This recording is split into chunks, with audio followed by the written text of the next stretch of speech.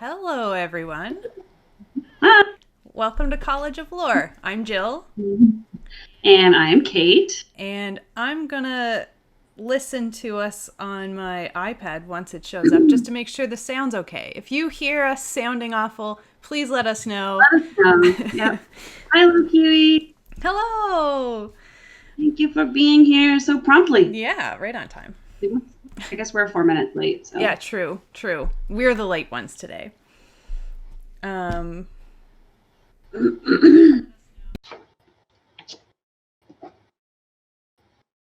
I was just checking my character sheet because I got my dice, but then I remembered that my cat lost my D12.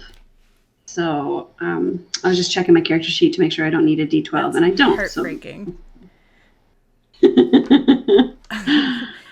He's lucky. He's adorable.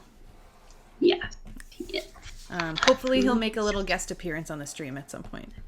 When the door's closed, so Oh, that's unlikely. maybe at break we can Maybe I can go. I can grab yeah. them. Yeah. Okay, so what we're doing today, I'm really excited about. Yay. We're playing a solo game, which means that you can play it without a DM, and we're playing it with two people, so it's not really solo, but bear with us. And There's no DM. yeah, there's no DM. We're Yeah. controlling ourselves, and then the world is being controlled by this PDF that I have here. And our Yeah. adventure is called The Death Knight's Squire. You can find this on DM's Guild. It's a website where you can buy, like, people can just make adventures and stuff and sell it on DM's Guild. And yeah, so this is one of those. I just realized that I'm not wearing my headphones, so I guess if chat could let me know if there's an echo, that would be great. If not, I'm gonna leave them out because it's gonna be a bit of a long stream and they hurt my ears. What is it? Okay, well, you sound okay to me. But Okay. I mean, my mic might be. No, my mic shouldn't be picking you up because I have headphones in, so hopefully it's fine. Yeah, I'm just worrying that your voice will echo because it's coming through my sound as well. Right. Anyway, I Okay. If think I look. echo, complain at Yeah. Kate. Yes, it's my fault. I feel like Okay.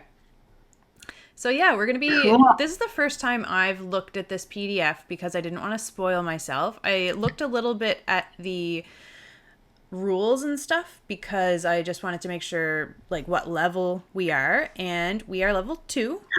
And you can see I don't think I leveled up. No, I did. I have 18 hit points. my character's level 2. I'm a Okay, good.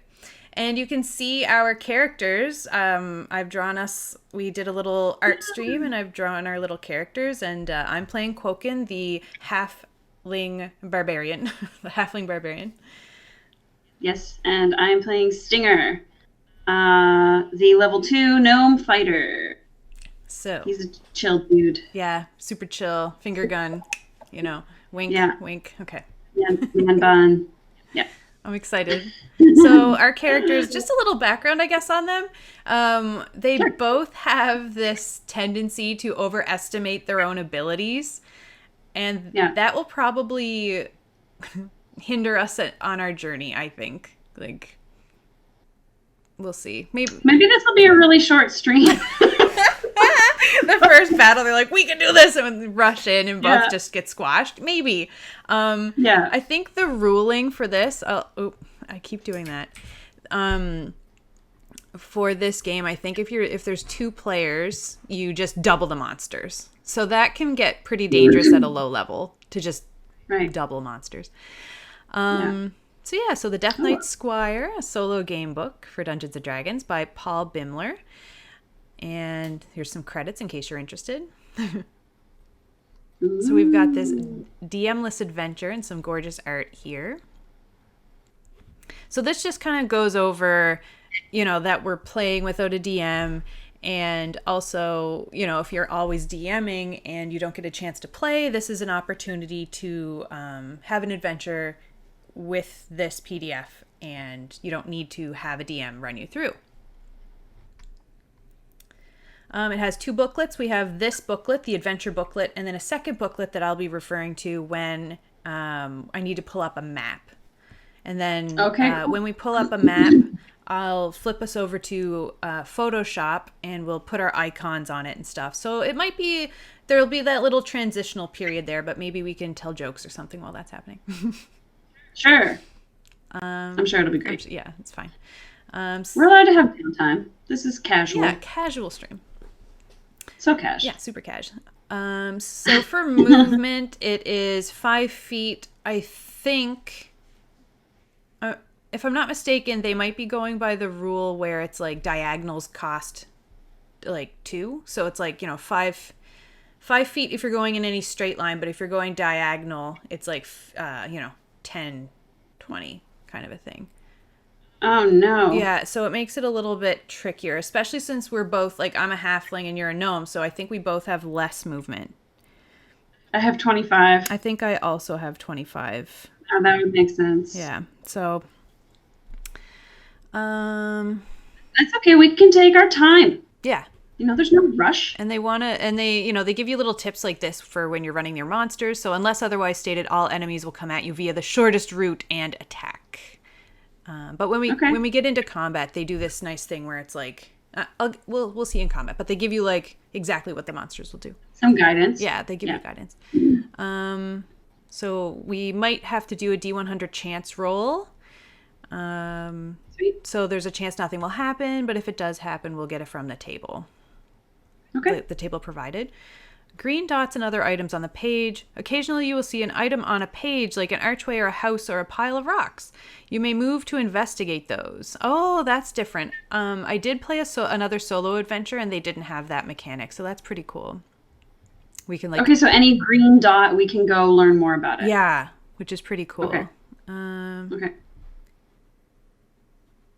And if you avoid them, you might miss the chance on a clue or an item, or you might avoid the mind flayer lurking just out of sight. So I guess it's a gamble. Yeah, but I mean, Singer is going to be looking at everything because he's excited to be here. Yes, he's totally. Like, what's this? Yes, and they don't have a sense of danger, I don't think either. So of course they're going to check every single. No, because I don't think we specifically stated this, but these characters both have our fallen deity background, so they are sort of like newly mortal, and they're used to being powerful gods. Yes. Which is where the constantly overestimating their abilities thing comes in. You'd think that by level 2 they would have figured this out, but apparently they haven't. No, not at all. Yeah. So they're like, let's go. We can take on anything. Yeah, exactly. Except for another god who stripped us of our power. Oh well. Like they'll be like looking over the side of a cliff and not even worrying if they fall. They don't realize that they would fall. They can't fly or float or anything. It's just gives me the willies. Okay. So combat will be run like a normal game. So if you were playing by yourself, you wouldn't get any death saves. If you went to 0, you would die. But since we are playing with 2 players, you do get death saves. Okay. Okay. Yeah. Spell casting. So not that like I could help you in any way if you. No, but it gives me the chance to possibly succeed. Sure. You know. You don't have any healing either. No, both of us have no heals whatsoever. Potions? I don't think I bought any potions, which would have been a good idea. We might get the chance to buy potions, like if they start us off at a town. I don't have any money though. I don't think you should have had. You should when you're rolling. Oh, your class should have given you some gold, because I know our background doesn't start you with any money, but your background, like we should get starting gold from our background. Check that out. It's in the. Let me check that out. Yeah, and let me know what mine should be as well, because I don't remember. So, Neil mentions characters can stabilize a person at 0, can't they? Yes. So if you... Well, you do like a medicine check. I think, you can. And I have a wisdom of 11 and no proficiency in medicine. So I can try. Yeah, I could try as well. It's going to work. I get a +2.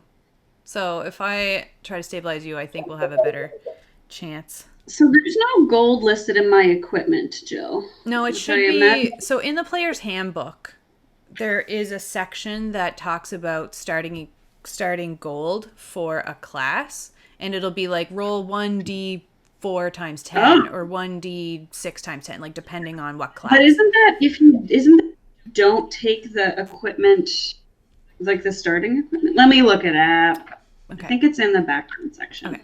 Or wait, it must I be right think before. that since we are level 2, we also would have gotten some You gold would- from our like first we level. have at least one adventure. Yeah, we have an adventure under our belt. Where we got our level 2. Yeah. Like, I'll I look it feel up. like we would at least have 50 gold if we did an adventure, you know. I think, we would at least have 200. Ooh, I like your idea better. Probably like 1,000. I mean, I feel like the adventure we did was saving a couple of very rich people, and they were very thankful. So, you know, they gave us like half of their estate each. I feel like we probably have unlimited money. I think that's what's happening here, yeah. Yeah. Except for my charisma is only 10, so I feel like I probably wouldn't have like convinced them to give me much, and probably also would have felt like I didn't really need it because I'm so confident. It's like, no, you keep that. All right. So here, I found the starting equipment thing. When you create your character, you receive equipment based on a combination of your class and background.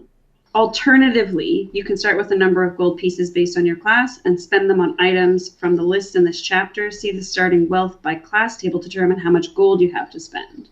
Since we're level 2, though, do you want to use that as our reward for getting to level 2? Like starting gold? Yeah, but it might be a lot of gold because it would be what you're buying your armor and all your weapons and everything with. Mm-hmm.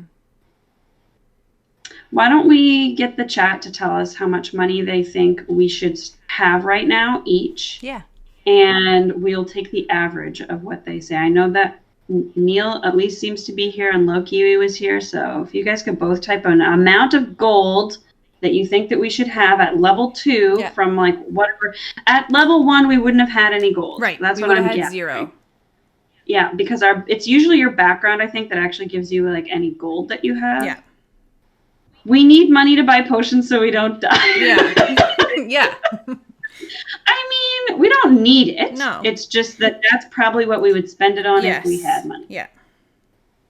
Like if we get 25 gold each, we'll pool our money and get 1 health potion. So we don't have potions, Neil. That's what we need to buy them for. Yeah, that's why we need gold. Well, like, okay, so how many potions? Yeah. How many potions do you think we should have? I mean, 1 each. 1, what is it, lesser healing? Like the smallest. It's I think it's just a minor. Is it called minor healing?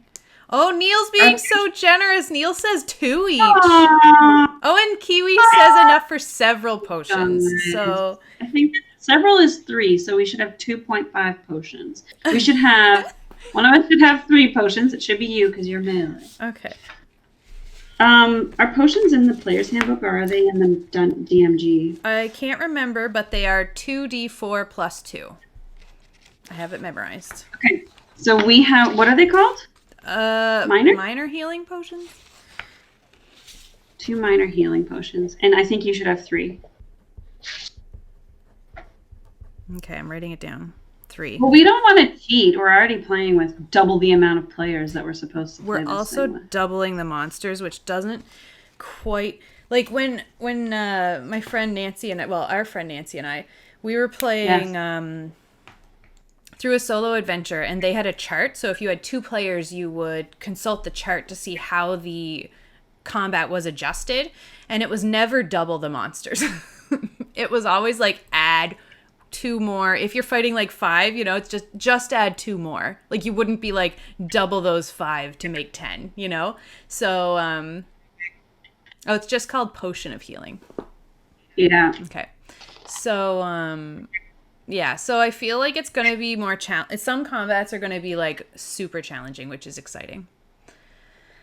I'm excited. Yeah, me too. So spell casting, we don't really have to super worry about that. We don't have any spells, but it would we both have a cantrip. We both have a cantrip.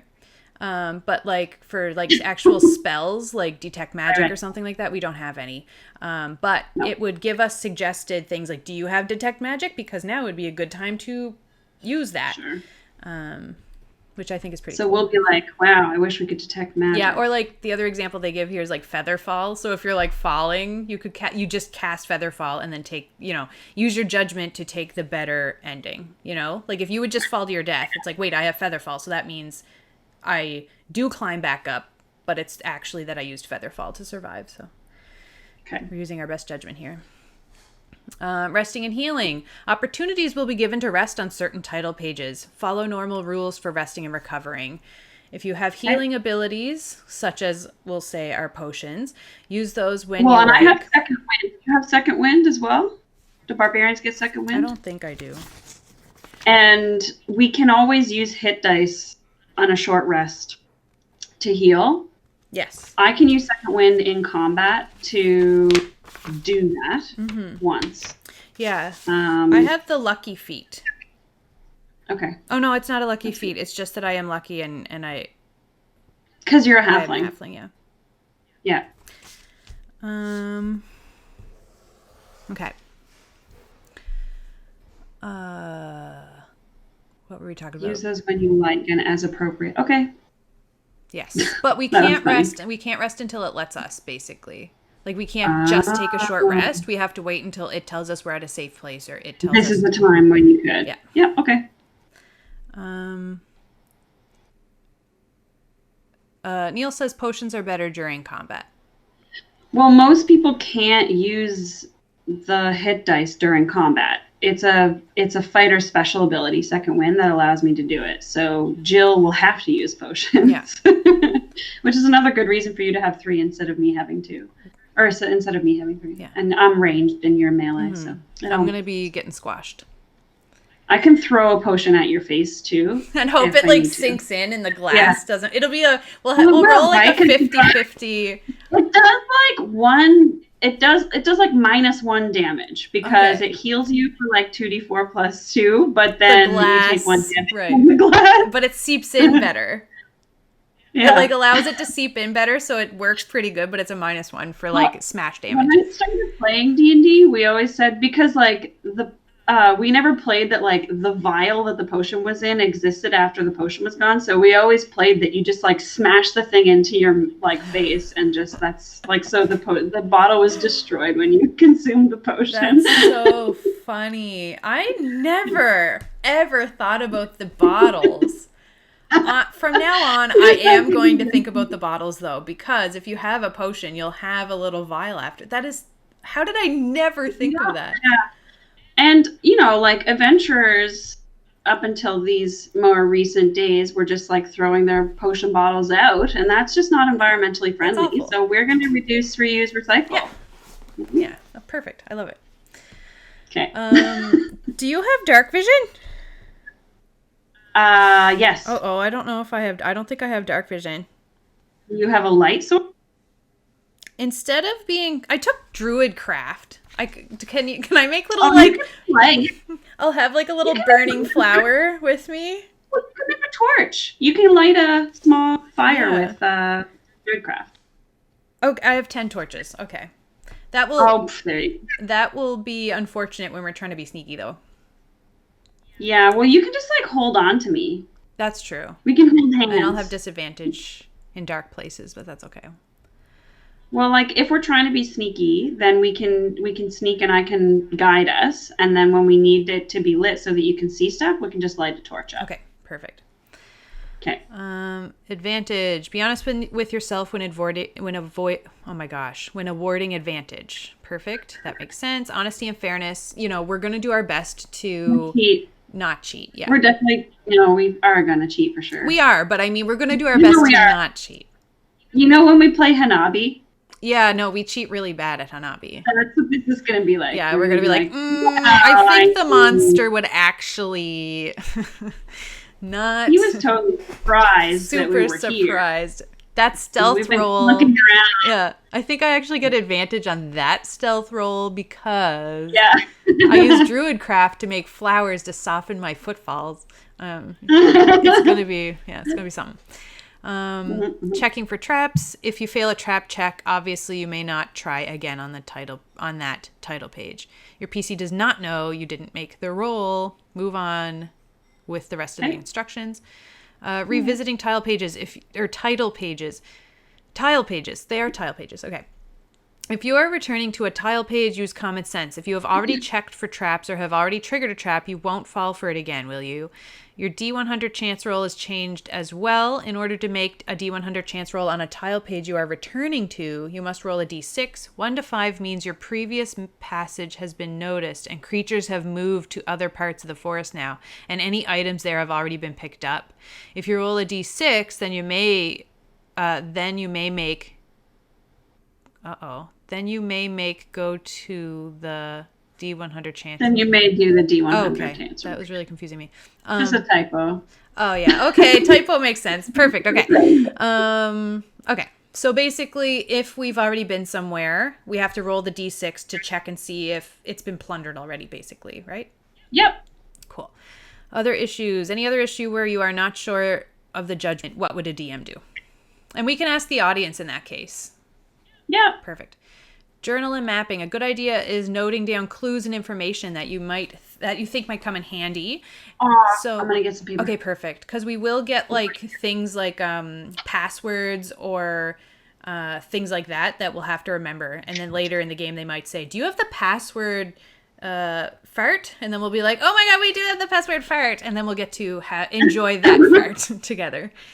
I'm so excited for farts. All right. I have note-taking device. Oh, Neil said that we would spend money to get metal vials so they didn't break when you fell. That's cool. It's kind of taking into consideration, there's going to be times where we fall or get, I don't know, blasted into another room or something. And, of course, our potions would break. Yeah, that's really cool. Oh, my God. And if you had all these different potions, they would, mix together. And you'd be, sucking it out of your fabric and hoping that you... oh, no. Don't waste it. Yeah. Oh, glass shards. Yeah. Boom. Yes, yeah. Exactly. Neil says boom. Multiplayer and DM play. This could easily be played with 2 players without a DM. 1 player would read the entries and you would simply double the amount of monsters in each encounter. So that's what we're going to be doing. And if we wanted a DM to run the campaign, they would read the entries and the players would play and, we would use it like an adventure. They would do the monster stuff. Yeah. Class feats and abilities. Basically, I think it's just saying that you use them when you need to use them. And they might have written in sometimes when it's are you a paladin? If so, go to entry paladin. Some specific things might be written in there. I doubt that we'll get it since we don't really have any magical things, but I could be wrong. We'll see. Character creation, level 2 characters, equipping them with according gear. In addition to that, let's say you've already completed 1 quest and received 150 gold pieces. What? So that means I spent my 150 on my 3 potions. You have 50 gold left. I have 50 gold left? Yeah. Should I just buy another potion then? Yes. Okay. Wait, do we have rope? No. No, we don't have anything. Maybe you should buy rope. Okay. How much does rope cost? Do you know? Yeah, I do. It is... Oh, I don't. I was lying when I said I did know. That was a fib. Do you have a player's handbook there? I'm looking it up in mine, but it might be good to grab one. Because, yeah, I forgot that we don't have stuff. Oh, I do have torches, though. I'm keeping my torches. Well, but I also have, don't I have some kind of pack? Yeah, we did get a pack. I have a pack because that came with when we were making our class. That didn't come from our background. I'm just checking my fighter here.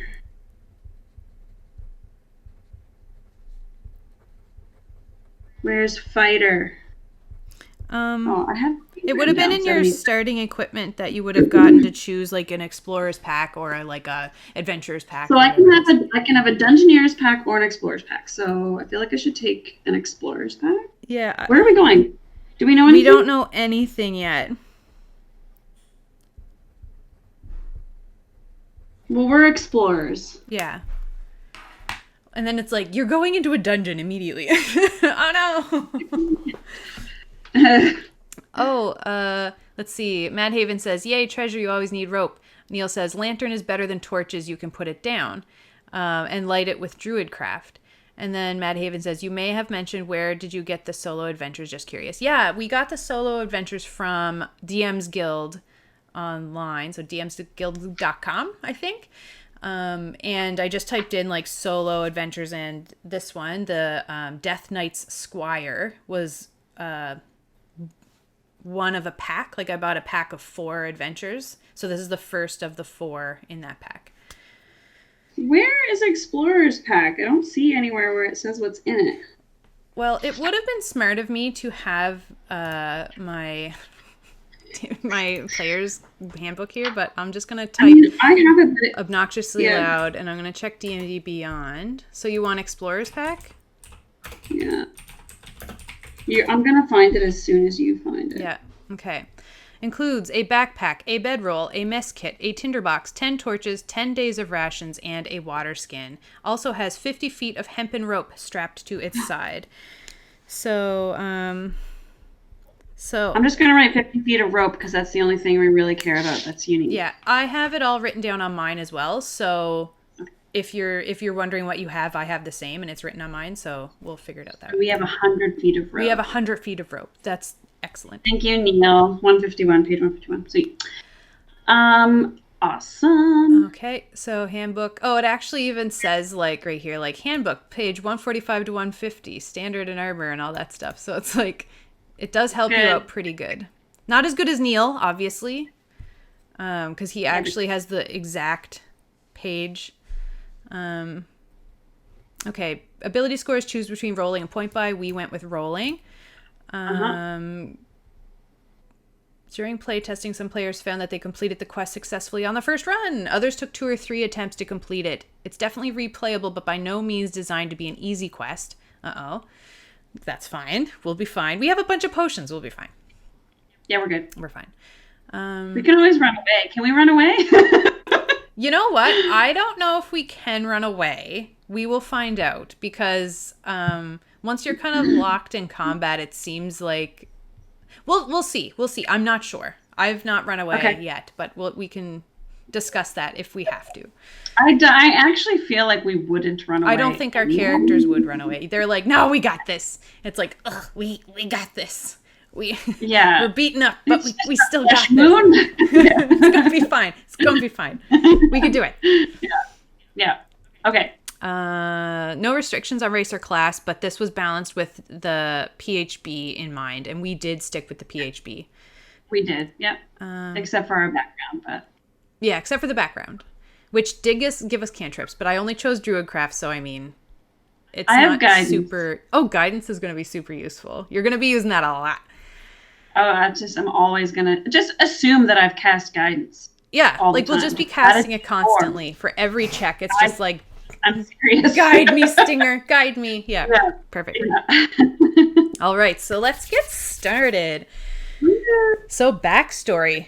Arrival in Oralbar. Do you want me to write stuff like this down? The name of the town? I'm so bad. Yeah, you be note taker. I'll be read-ater. This is going to be hard for me because I am not usually... The note taker? I'll try... All right, so town. We can also... No, it's okay. Okay, perfect. And if anybody in the audience wants to help us take notes, feel free. And then call us out when we that we're obviously forgetting. Be like, you idiot. Yeah. Call us out when we're inevitably screwing things up. Yeah. So Oral Bear? Oh. Oralbar. B-A-R? Yeah. That rolls off the tongue. Yes, that's where we just arrived to. It looks cold. I'm just wearing like a little summer dress, and you're wearing like a sleeveless top. So chainmail, yeah. So it's like, great. Or is it scale mail? It's scale mail. You're right. Yeah. So we're dressed for the occasion for this nice wintry place. Like this, the woman even has like the little hand warmer, and we're here. And we're like, what? This is fine. How did we get here? I don't know. We've got like cloaks and stuff. Okay. You know what I mean? Yes. It is the year 1349 DR, in the month of deep winter. You have been on the road for nearly 2 months now, and snow hangs thick on the trees as you make your way toward the town of Orlebar at the foot of the Grey Peak Mountains. The Grey Peaks are known throughout Faerun for their silver and iron mines, but it is a different type of metal that brought you here. Gold. While you were in Neverwinter, you overheard rumors of a large hoard of treasure within an abandoned goblin keep. Even tavern rumors prove to be fruitful sometimes, and having been without a purpose for some months... Fair. Well, we're looking for... No, we do have a purpose, though. We're looking for our one remaining devout follower, both of us. Yeah. But we don't really know anything about where that person is, so we're just sort of wandering around and like doing other stuff at the same time. And we've found out that like living as a mortal, you need money. So we've had to. Yeah, we're like, well, I heard about this gold hoard. Why don't we just go there? Because if we get the gold, we could put out like ads. You know, like get like. We learned about like printing presses and things like that. So it's like we've learned that we could like get ads made and kind of like, have you seen these these deities, and like have our picture and like, you know, are you following, you know what I mean? We spent all our money on potions, but then we realized like maybe our one devout follower doesn't have very much money themselves, and maybe they will need money. So maybe, you know, if we just get lots of money, we can help them. We can give some of it to them. Perfect. I love it. Okay. Perfect. So when we reach Orlebar, the air is brisk and the town is busy. Carts carry all manner of goods, timber, wood bales, grain, and animals from the surrounding country. Some of these goods would be bound for Waterdeep or Neverwinter, others for the nearby city of Loudwater. Hungry and thirsty after many days on the road, that's new for us. It's like, I feel bad. What is this? What? So uncomfortable. I just made myself thirsty. I'm drinking too. Hungry and thirsty after many days on the road, you enter the first tavern you see. Oh no, Neil says frostbite. Yeah, definitely. It's like, why are my fingers all turning like red and then blackened? So the tavern we see is the Woodsman's Retreat. And we satisfy our cravings with our meager amount of money that we have left. Bread, cheese, and a hot mulled wine do the trick nicely. You then inquire from the barkeep about accommodation. So maybe you did save your 50 gold, right? Or did you buy another potion? No, let's say I saved it. I only have 2. Okay, so we'll have to purchase like food. We realized right before you bought that last potion that we actually need to maybe we should save some money. Yeah. Okay. The mountains can wait 1 or 2 days while you rest and replenish your supplies in town. The barkeep tells you that a very respectable inn, the Silver Flask, is just nearby. Toting your backpacks, you walk down the street to the Silver Flask and pay for a room. The innkeep is a jolly woman who is glad to have your business, and she lights a cozy fire in your room. You bathe, then lie down to rest and soon fall into a deep sleep. It's been a while since your travel-hardened self has had clean sheets and a roof overhead. You are woken later that night by a noise from the next room. You can hear a woman openly sobbing on the other side of the wall. The sound is gut-wrenching. Every now and then, a male voice says something as if trying to comfort her. You tolerate this for a while, but eventually it becomes evident that sleep is going to be impossible, and you walk out into the hallway and knock on the door to the room next to yours. Tolerate is kind of like a follower. We don't tolerate it. We're concerned. Yes. Yeah. So we're knocking with concern. If this adventure says otherwise, that's not how we feel. We're knocking with concern. Obvious. Yeah. An elderly man answers. He is dressed finely, like a member of the aristocracy, but sports a nasty black eye and a gash across his cheek. In the background, a woman, also richly dressed, sits on a chair by the fire, her face buried in her hands. Yes, what is it? The elderly gentleman asks directly. You straighten yourself up, peering into the room. I was wondering what all the noise was about. Well, I think we would say it more like we were wondering if Are you everything's okay? okay. Yeah. You say, although now you don't, well, we never did feel annoyed. We are still concerned.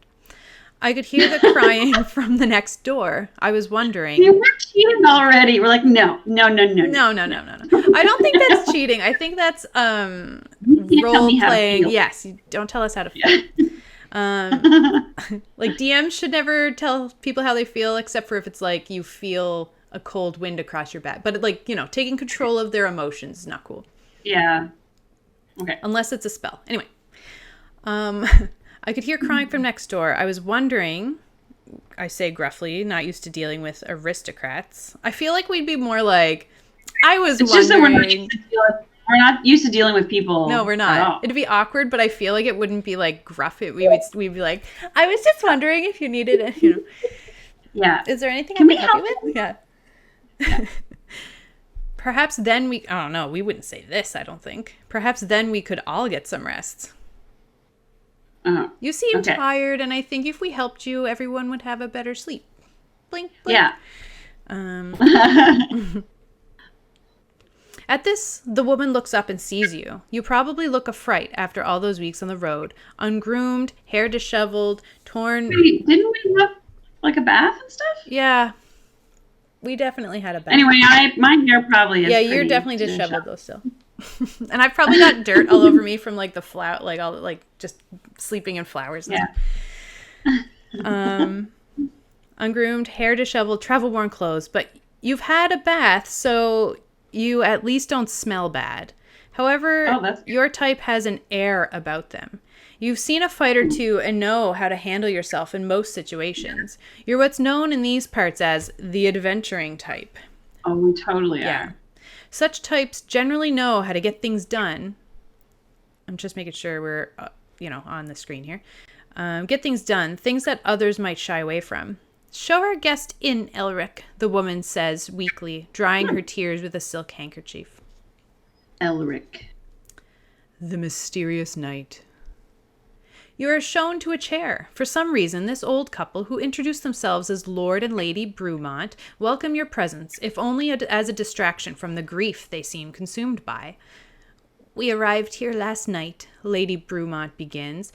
Elric is so busy these days, so we thought we would bring ourselves out to Orlebar for a little holiday.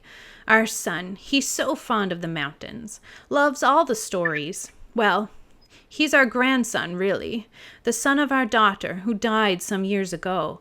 He is all we have left of her. We call him our son. Lady Brumont begins sobbing once more. Elric Brumont picks up the thread.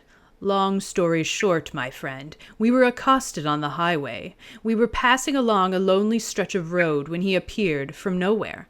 A knight, a towering brute of a man, all clad in armor. Lord Elric points to his face. Not much of a knight. Yeah. Did this to me, knocked me out cold. Then he grabbed our boy, threw him on a horse and bolted, without a word. We say, mulling over this information. Did he seem familiar, this knight? Elric shakes his head. I know what you're thinking.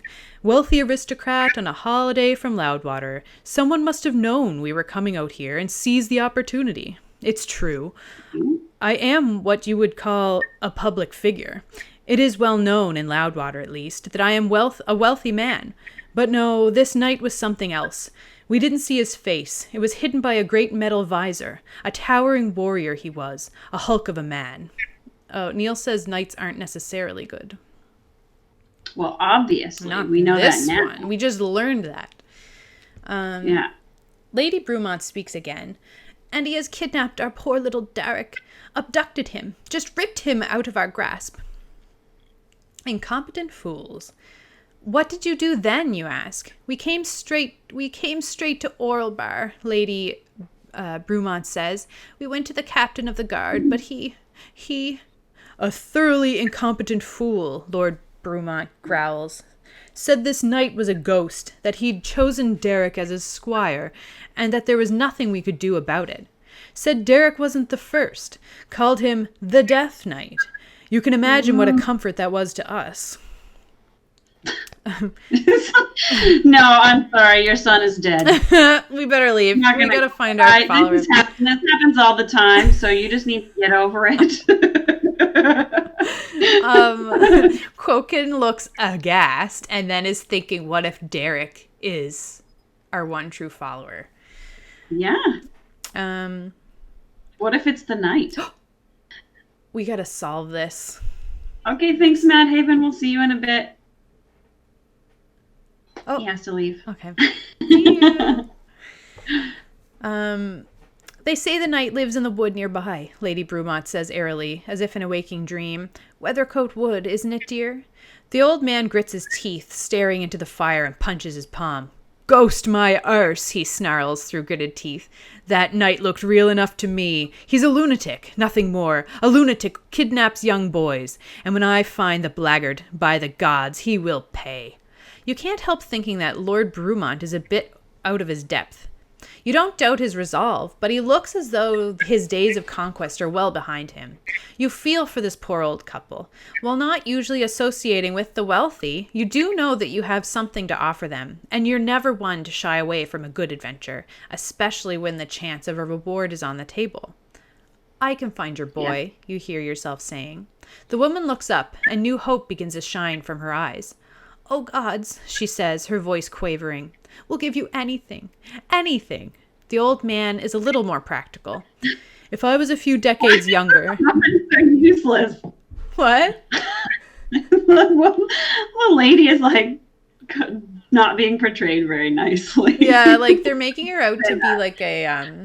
She's very stereotypical, like woman all lady. lost in her emotion, and the husband is like... Anyway, more whatever. down to business. Yeah. It's like, all right, honey. Yeah. Let's not anything. We'll not give them anything. Yeah. How much is Derek worth to you, Lord? What's your name? I forget already. Yeah. Anyway. Brumont. I wrote Brumont. Okay. Yeah. How much is Derek really worth to you, Brumont? Boy. Yeah, exactly. Well, I don't know if it was actually written by a teenage boy or not. We shouldn't. Anyway. We shouldn't. Talk ill about our dear author. Just casual, like, This was the critique. this was the first. Hi, Lumpy Monster. Welcome. We haven't really started yet. We're in the background. An old couple whose son has been abducted by a mysterious knight, and that's bad. Yeah, that is bad. The old man is a little more practical. If I was a few decades younger, I'd be out there myself. I saw action in the Battle of Tanglefork when we freed the Vale from Renshaw rule. That's a bit of a, what is it, humble brag there. You're not appreciative. He's like, I could do this. Yeah, like I did lots of cool stuff. I'm really quite good. Yeah. All right. You not appreciatively. That battle happened about 30 years ago and was said to be fierce. You are not surprised. Elric Brumont definitely carries himself like an old veteran. I can't put my sword forward anymore, but I can offer you gold, my friend. 2,000 pieces of it, to be exact. Okay, well, we're just happy to help, but we take the gold. Yeah, Derek might need it if he's our follower. Yeah. Okay, so here we go. Here we are at the entries. So this is kind of the bulk of the game. Is going to be, it's kind of like a choose your own adventure. Yeah. Okay. The adventure begins at dawn. On apparently, like he'll be fine overnight. It's just dark. I mean, I can see in the dark. But we're just, we need to. We'll get him in the morning. We'll start tomorrow. Yeah, we're not going to be able to sleep with this crying anyway, but we're going to... Well, maybe she had a good sleep. No, seeing that these two young... Now she's comforted. Yeah, like these two adventurers have been like, we're going to help. And then it's like, oh, thank goodness. I'm assuming they're leaving right away and they'll go solve this. And then we're like, okay, we're going to go back to bed. And then we go have a nice sleep. Yeah, sleep is important, Lumpy Monster. I agree. Yeah, you don't want to adventure when you're too tired. Then we start getting into like levels of exhaustion, and I never remember the rules to that. We'd have to look it up. It would just be a mess. Just be annoying, yeah. So we go to sleep. Okay. Have a great sleep. At dawn the next day, following the few scraps of information you have, you saddle your horse and ride to the outskirts of town. We have horse? Sweet. What's your horse's name? Buttercup. Mine's going to be Sunshine. Uh, I actually, when I was a kid, there was a horse named Sunshine that I got to ride at a sort of like, one of those places where you can pay for pony rides. And I went 2 years in a row and I rode on Sunshine both times. And then the next year we went and asked about Sunshine, and Sunshine had gotten her. It's a sad story. This ends sad. I don't know if I should have even brought this up. But I'm naming my horse Sunshine in memory of this horse because I loved her and she passed away. Yeah. So I'm thinking that is sad, but Sunshine. All horses pass away eventually. Yeah, I know. I that devastated me. See, Lumpy Monster knows how much I love horses, and this is just like a glimpse into like this. Like I've always wanted a horse, like just always, and I think Lumpy Monster knows maybe even more than a lot of people. Yeah. So yeah, that there's a little glimpse I never shared with you, Lumpy Monster. Okay, Sunshine and Buttercup. Here we go. Okay. Okay. So where are we? We settle our horses. Sunshine and Buttercup. Your horse ride to the outskirts of town. The townsfolk pay you little mind as you go, casting you the occasional glance. The journey to Weathercote. But while we're riding, we're like, waving. We're like, what? Hello. Yeah. Hello, our friends, and I'm wearing the tank top and it's winter. Yeah. My dress is like billowing behind me. Showing off Barefoot. like flowery underwear, All right. The journey to Weathercote lies due east, but it is no short ride. The captain of the guard tells you that the Death Knight has always been seen in a small patch of wood that juts out from the western side of Weathercote, like a wart on a giant's nose.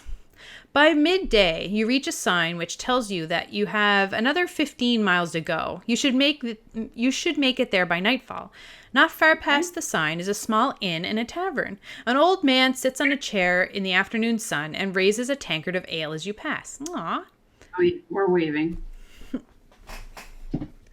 Last drink for many miles, the old man calls to you. Come sit. I'll buy you an ale. Hint. Hover over the choices and click to navigate to your selection.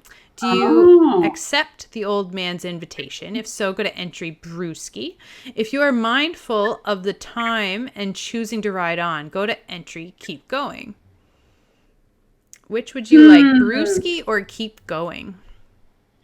So I can see arguments for both. Mm-hmm. On the one hand, we've already just like slept through the whole night. Mm-hmm. What is time? Yeah. I mean, yeah, so, okay. I mean, I think we could argue either way. Our characters maybe want to chat with this guy because he looks interesting and friendly, and like, we're overconfident that it's going to be fine. That's we're true. Gonna, That's true. We're going to find this kid. It's going to be fine. Is it? Do we know how old he is? Anyway. The kid? I was under the impression he was like a preteen or something like that. Yeah, okay. But yeah, also we are kind of doing something. Yeah. Like we're a little busy. Like I'm worried. Yeah, like we're worried about Derek. And we would protect our one devout follower with our life. And if we are suspicious that it's Derek, could be. It probably is Derek. Yeah. Oh, Squire implies 14 to 21, so 14-ish. Okay. I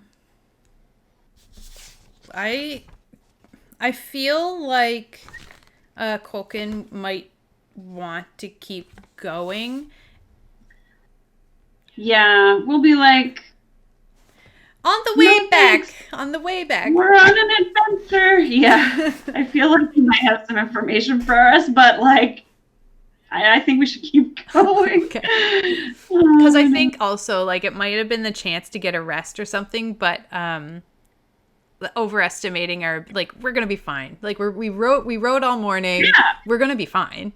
We should don't make it need there by any nightfall. additional information either. Oh yeah, right? Like no. we're pretty. We got this. No. We got this. All right, let's keep going. Okay. But we're friendly. Hopefully, we're friendly. If this text says that we're not friendly to him, we actually are friendly to him. Yes, we were totally friendly. Yeah. Oh, it doesn't even say. So we can say, like, we were like, sorry, we'll have to visit you on the way back. Yes, we're very busy. We're on an adventure. Very important mission. Enjoy an ale in our memory. Yeah. Toss like a silver piece to him. Oh, okay. Here you go. That's really nice. Okay, well, but one on us. Bling. Yeah. Okay, so we keep going. It is late when you finally reach Weathercoat Wood, some 55 miles east of Orlebar. There, on the wood's edge, you camp and let your horse run free. You won't be needing him for a while.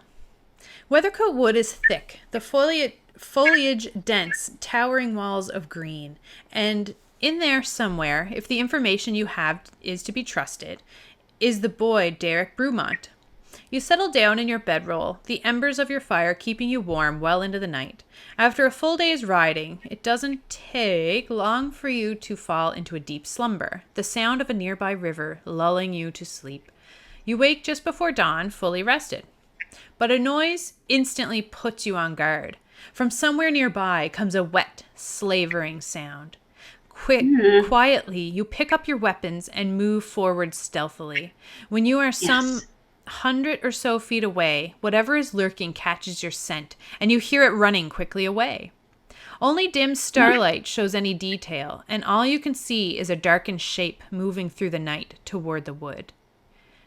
Do you have a ranged weapon? If so, and you wish to attack using it, go to entry shoot after. If not, go to Dead Nelly.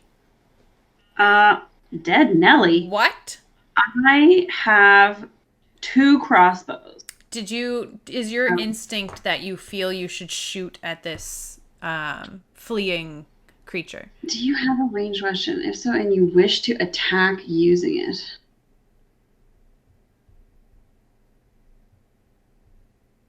Like, does this make Stinger feel like threatened in any way, or like does this make him have like an instinct to be like, oh my god, or whoever's lurking catches your scent and you hear it running quickly away? A noise. Wet, slavering sound. Slavering. I don't know the exact definition, but in this case, I think it means eating a body. What? I said slavering. I don't why know. Do you think it means eating a body?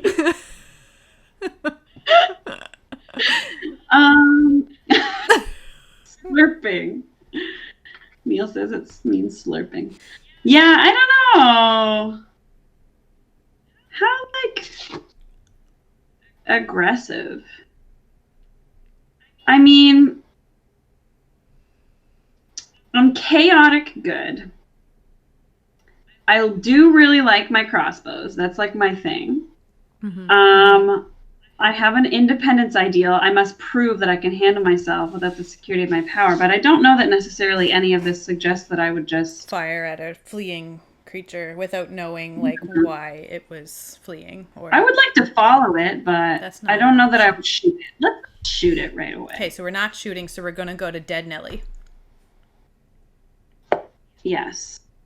Oh, too late. It's gone. Your hesitation is valid, says Neil. Okay, here we go. Dead Nelly. You walk forward to where the beast had been before, making all the noise that woke you. Oh, was before that was making all the noise that woke you. There, so we're going. There, twitching in its death throes, is the horse you rode in on. Sunshine, no! Not again! Not again! Oh no, Jill! Not again! Gritting your teeth in anger, you take out your weapon and quickly put the poor beast out of its misery. Oh, God! Are you crying? No. Oh, sunshine. So I'm assuming this means both horses because there's 2 of us. Probably.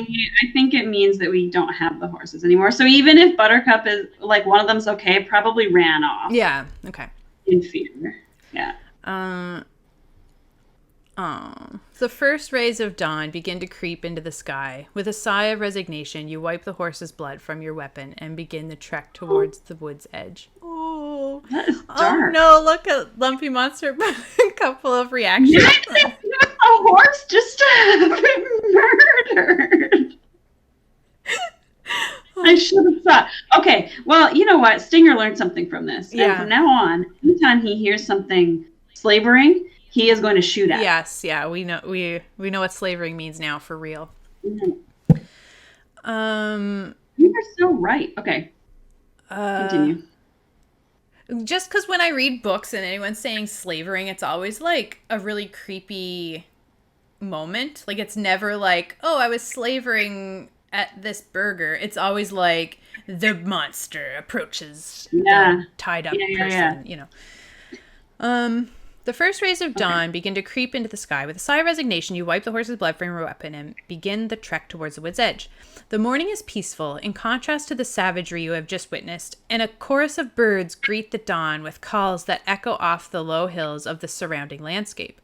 As you near Weathercote Wood and can see down the single path that leads into its depths, you see that little light seems to penetrate in through the canopy. Night still hides beneath the mossy boughs and dark green vines that thread the ancient trees together. You step onto the path and enter Weathercote Wood. Who knows what fate awaits you within these shadowed depths? Go to title page 1, Maps booklet, and then click the link to go to that entry. Go to title page 1, Maps booklet. Okay, so we open our Maps booklet.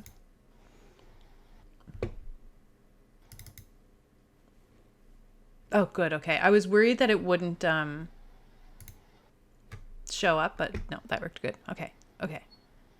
Excellent. So go to tile page 1 in the Maps booklet and then click this link to go to the entry. Okay.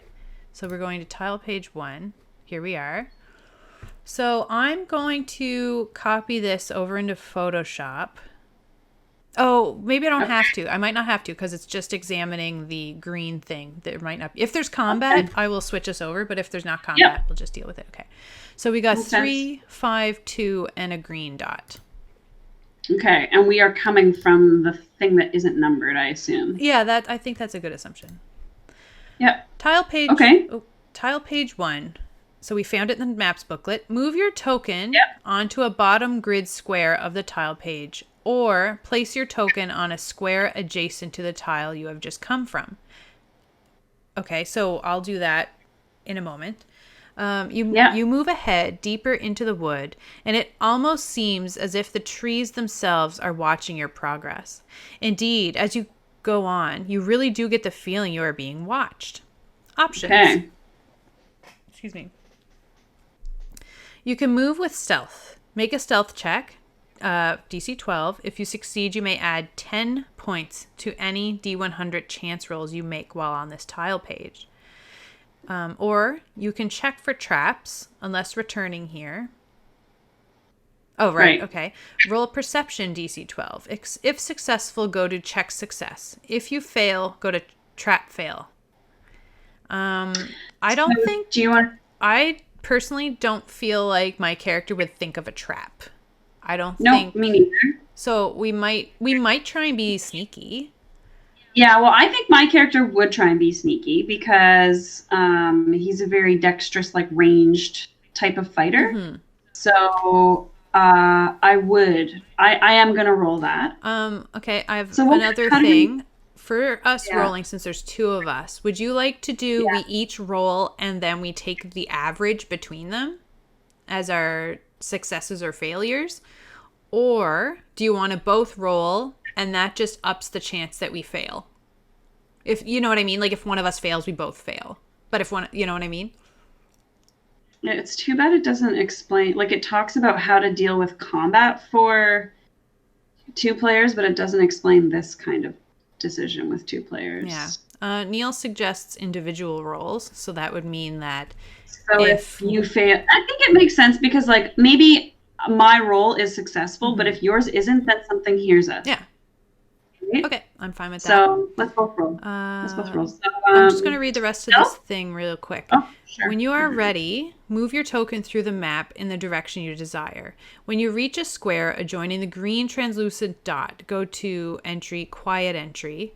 When you have finished all encounters, you may move to the edge of the map and onto a joining page, like 2 or 3 or 5. Okay.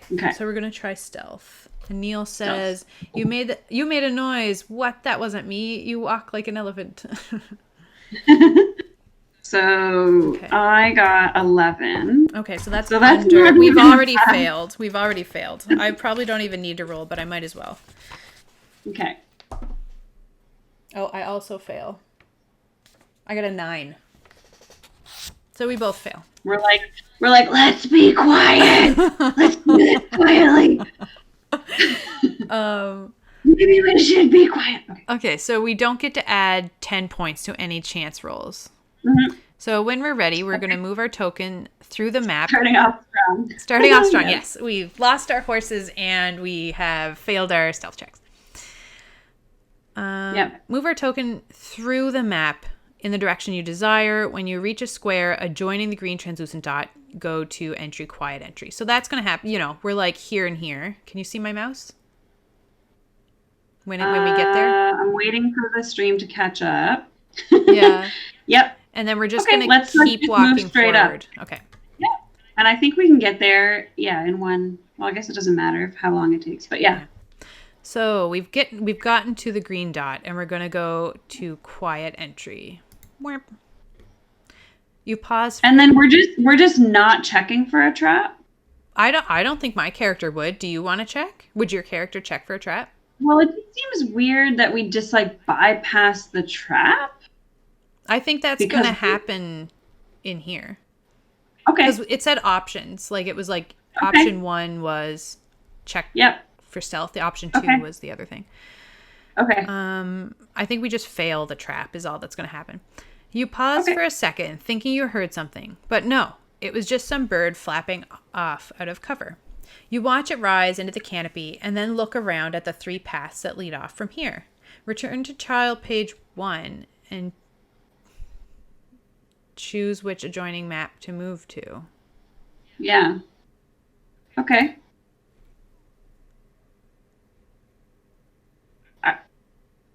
Wait, why is it quiet entry? I don't know, but I think we would automatically trap fail then, if that's the case, because we didn't look for traps. Well, why don't we do the perception check and see if we notice? Well, it feels like we should make the roll. Or what's our passive? What's passive perception? My passive is 12. What do you do to get your perception? Your passive perception? 10 plus wisdom modifier? Yeah. What's the calculation? That's it. So mine's 13. So does that mean if we don't actively look for it? I think if we're not actively looking for it, we wouldn't notice it, because I don't think it's something that your passive perception would see because it's hidden. Like, you'd have to be actively looking for it, not just like, oh, I noticed a trap. Like, it's actually like a hidden thing. Yeah, that's how I would play it anyway. That's how I've always played it. Like, things with passive perception for me have always been like, oh, you notice movement in the woods because the person failed a stealth check against your passive perception. But, like, if something's purposefully hidden, I wouldn't let someone's passive perception find it. It would be like you're, like, looking for something specific. So would Stinger look for a trap? I know mine wouldn't. We said we wouldn't. Okay, so I think we would just trap fail. Okay, let's see what happens there. You search around, but are unable... Well, we didn't search around. We're unable to locate anything resembling a trap. So maybe there just is no trap. There just is no trap. And then we're going to choose either 2, 3, or 5. So which would you rather to go? North 5, west 3, or east 2? So what directions did we get given? I think it was just like go to the woods. And if I'm wrong, I'm sorry. But I think it was just like go to the woods and find the kid. I don't There remember. was like a wart-like. This is where that bar guy would have been useful because he would have been like, when you get to the woods, make sure you go east because that's where the night guy is. All right, let's roll a D3. Okay. 1 and 2 goes. Yeah, whichever. Do you want me to roll? Sure. Okay. So we're going to say west is 1 1 and and 2 2, north is 3 and 3 and 4. and 5 and 6 is Yeah. east. Yeah. It's a 6. So we're going east. Okay, so Or whichever direction that is. 3. So 3 then? east. Okay. So we're going. I don't care which way we go. So we go. Oh my god. Sorry. I just scrolled all over. Oh. Yeah, so we're going to 2. Okay, so we're coming in this way. It looks webby. That's probably not great. That's okay. So 2. Okay, so we Neil's just go gonna down to 2. watching. Neil, what? He's gonna stop Oh watching. yeah, he's like, forget that. Okay, so place your token on a square adjacent to the tile you have just come from. So in our case, it would be at the west of the map. Advance your token forward 1 square toward the webs. Or return to tile page 1 and take a different route. Oh, so we can like see the webs and be like, actually, the track bends to the southeast and you follow it. If we follow it, all light from the forest entrance will disappear and stuff. So do we want to keep going? We see webs. Well, do you want to go take a peek at if we can just peek into different locations, then maybe we should. Maybe Okay. we'll see something. Okay, So there's- we walk back. Wait. Oh, What else do you see here? Like, do we read the white box? I think that's if we before continue. It sounded like Okay. it was like if we keep going, it'll tell us what's around the bend and stuff. Okay. So do we Come want on, let's take a peek. at another place? I want to. Do you? Sure. Yeah. So we see the webs and it's kind of like, ooh, actually, let's. That's kind of bleh. And it looks sort of like, those webs have been there for a while. So Yeah. maybe a knight with a prisoner hasn't walked through this way. Smart. I love that. Yeah. Okay. So we go back. I do have a 14 intelligence. Yeah. Although maybe you're that smarter would than be me. wisdom. Yeah. I don't know if that would be wisdom or intelligence. No, I think that's good deduction skills. Okay. So 5 or 3. Do we want to go north or west? Let's go north because we're coming out from 2. So Okay, so I'm going to scroll quickly to 5. Okay, so I'll scroll down to our tile page 5. Place your token on the square adjacent to the tile you've just come from. Silence descends around you as you forge ever deeper down this wooded passage. Soon the junction behind you is out of sight as the passageway bends slightly east. A pile of rocks on your left sits at the base of a great oak. As you examine this pile of rocks, through the thick undergrowth, you see one particular tree that looks slightly out of place. The leaves of this tree are blood red, and even the bark is a deep, rich burgundy color. Ahead, it appears that the passage bends back toward the north. So options. Okay. Moving with stealth. Make a... well, we've been trying, so we can try we again. can try again. Here we go. Ooh. I got a 20. This time I got 12. D meets it, beats it. So we both succeed. Yay. We're not checking for traps. When you are ready, I think like if we fall in a trap after that, we would be checking for traps, but I feel like we're so like... Right now we're not thinking that there's traps here. Yeah. When you're ready, move your token through the map in the direction you desire. To check out the rock pile to the left, go to rock pile. To investigate the out-of-place looking red tree, go to red tree. When you reach a tile adjoining the green dot near the top of the map, go to nasty turn. Okay. That sounds ominous. Yeah. Okay, well, I'm particularly drawn by this red tree. I don't know about you. Yeah, I think like Quoken is a fallen nature deity, so I think she would have been very interested to see what this is about too. Yeah, and Stinger's just like, that tree's really red. I like red. Let's go over there. Okay, red tree. Check it out. This tree seems very out of place here. You walk off to the left side of the path and make your way toward it. It sits apart from the other trees, and as you reach it, you realize it is a lot bigger than it actually looks from the path. You stand before the red tree, looking up at its height. Apart from its color, it doesn't appear to be especially significant. What would you like to do now? Are you a paladin? If so, go to paladin tree. Climb the red tree.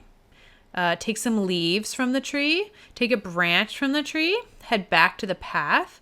Do you know the spell detect magic? Or return to page 5. Okay. I could see Quoken be interested in taking some leaves. Okay, Because let's it's do that. kind of like a nice, like, oh, these are... Yeah, you want to keep them. You can put them in your hair. Yeah, or exactly. Leaves. You collect several handfuls of the... Oh, that's a lot. You collect several handfuls of the blood red leaves. They have a pleasant smell, and with a bit of examination, could possibly be used to make a tea of some kind. Maple tea, maybe. The tea might even be beneficial in some way. There is no way of telling. Add red tree leaves to your inventory. Okay. Ooh. Did you want to take a branch? Or... Sure, of course. So you want to take a branch. You're like, see me with these leaves, and I'm like, oh, they smell so good. And you're like... Yeah. I'm taking a I'm branch. like, oh, are we taking stuff from the tree? Okay, and I'll like Take a branch. snap a branch. Okay, so Yeah. I'm gonna write tree leaves. Red tree leaves. Red. And then you take a whole branch. So, looking at the lower branches of the tree, you select one and reach up, carefully snapping it off while taking care not to damage any other part of the tree. Aw, I like that it's showing that they're like, concerned for the tree. To place it in your backpack, go to stash branch. To use it as a walking stick, go to walking stick. To whittle it to a point, go to whittle branch. I like that it's so, Detail? yeah, this is cute. Specific. Yeah. So I think that Stinger would whittle it because he's got this like tinker Right. aspect from his rock gnome race. That makes sense. And so he likes to finick with things and modify things. And so I think he would whittle the branch. Okay, perfect. You spend a few moments shortening the branch and whittling the tip to a sharp point. This could definitely come in useful for who knows what. So add red tree stake to your inventory. Ooh, okay. So now we can either climb the tree. We already took leaves, so we don't need to do that again. We don't have detect magic, so we can rejoin path or climb the tree. I don't think I'm going to climb the tree. What about you? Me neither. So we're going to rejoin the path. We just pillaged some of its goods. Yeah. Yeah. All right. Okay. Leaving the red tree, you walk back to the forest path, your mind fixed on your quest. Slowly, evening seems to be falling around you. Oh. What does that mean, continue to cross? Continue across. Oh, up here. Return to tile page 5 and continue from the last direction you read.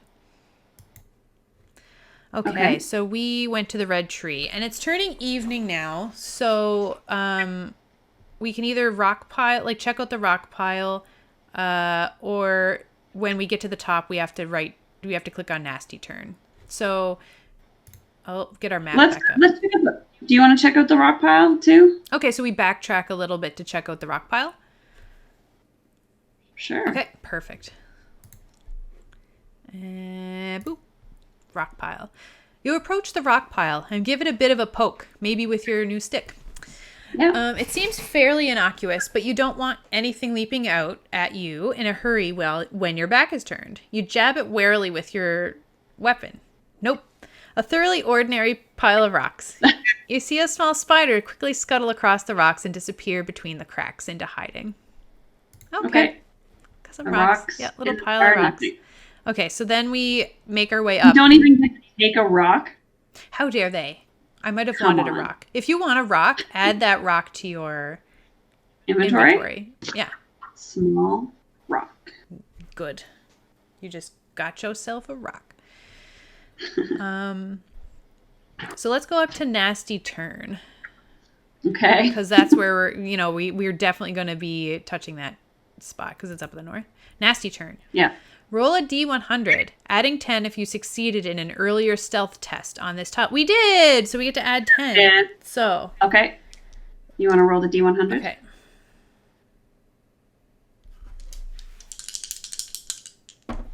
So we add 10. So it's 83, add 10, it's 93.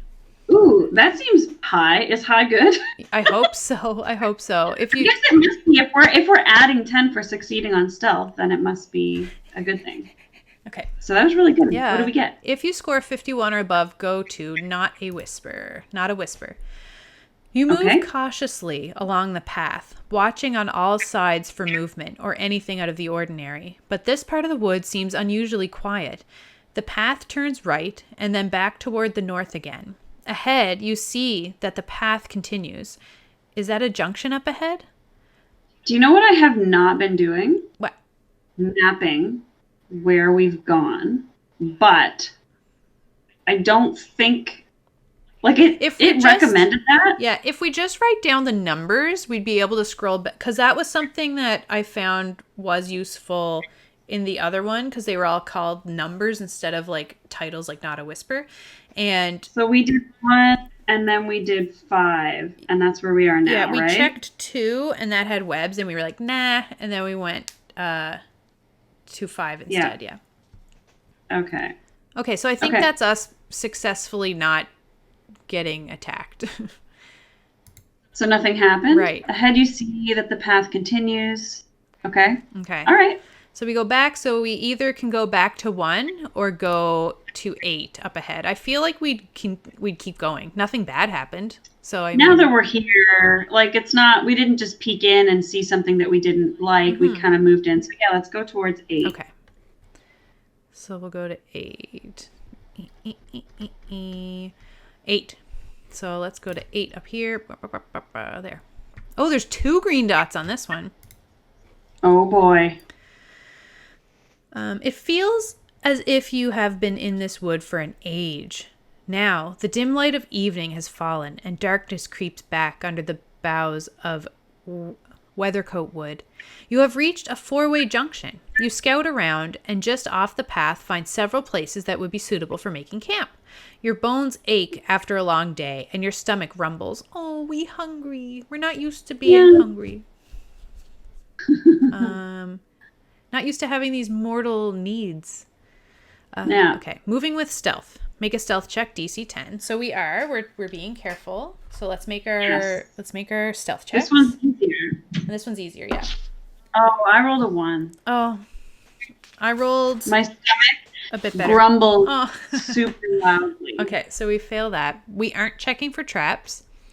No. When you are ready. Not until we get hit with one. Exactly. We don't know to check for traps yet. Yeah. When you are ready, move your token through the map in the direction you desire. If you would like to investigate the hole in the ground in the south, I 100% would want to do that. Yeah.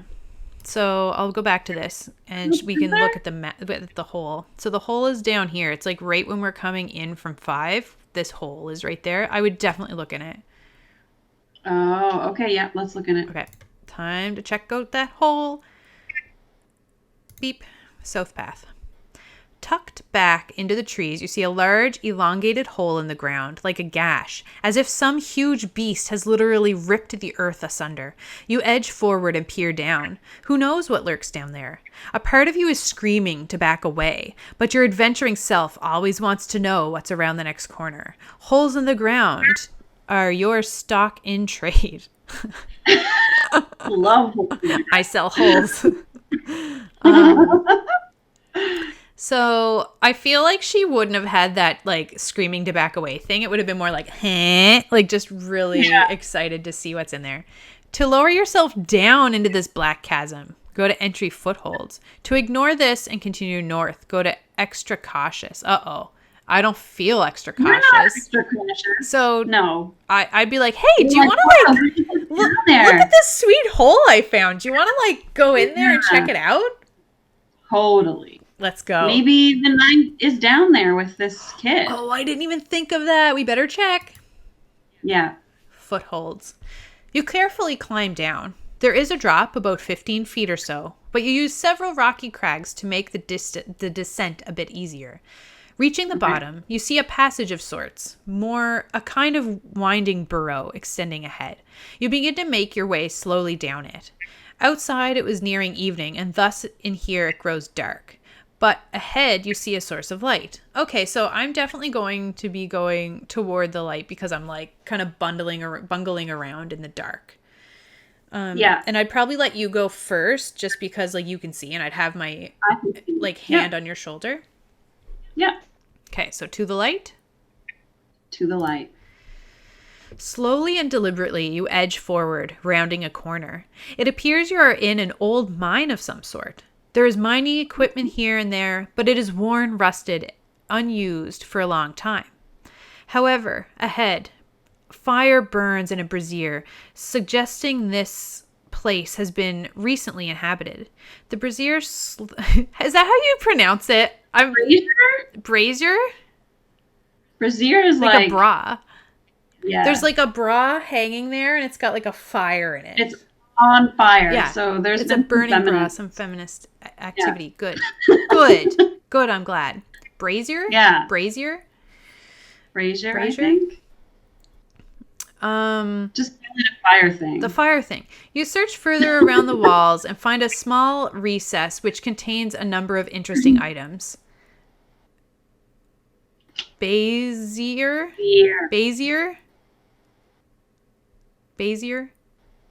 Let's keep calling it brazier. Brazier. I like that better. Very interesting items. There is a chest, securely locked, a small stack of scrolls and books, and a nondescript pile of all sorts of items. Silver goblets, scattered semi-valuable jewelry, paintings leaned against the wall. Wow, yeah, it's like a treasure trove. Oh, is this the treasure trove we were like, it was rumored about? Maybe this is the treasure we heard about, yeah. Okay. Reveals maps of the area. A quick leaf through the scrolls searching for more information reveals a map of the area scrawled over with all sorts of markings, many of which you don't understand. Then it all clicks into place. You have stumbled upon a thieves' den. I don't know if we'd realize that, to be honest. Like somebody lives here. Yeah, like, oh, look at all these goodies.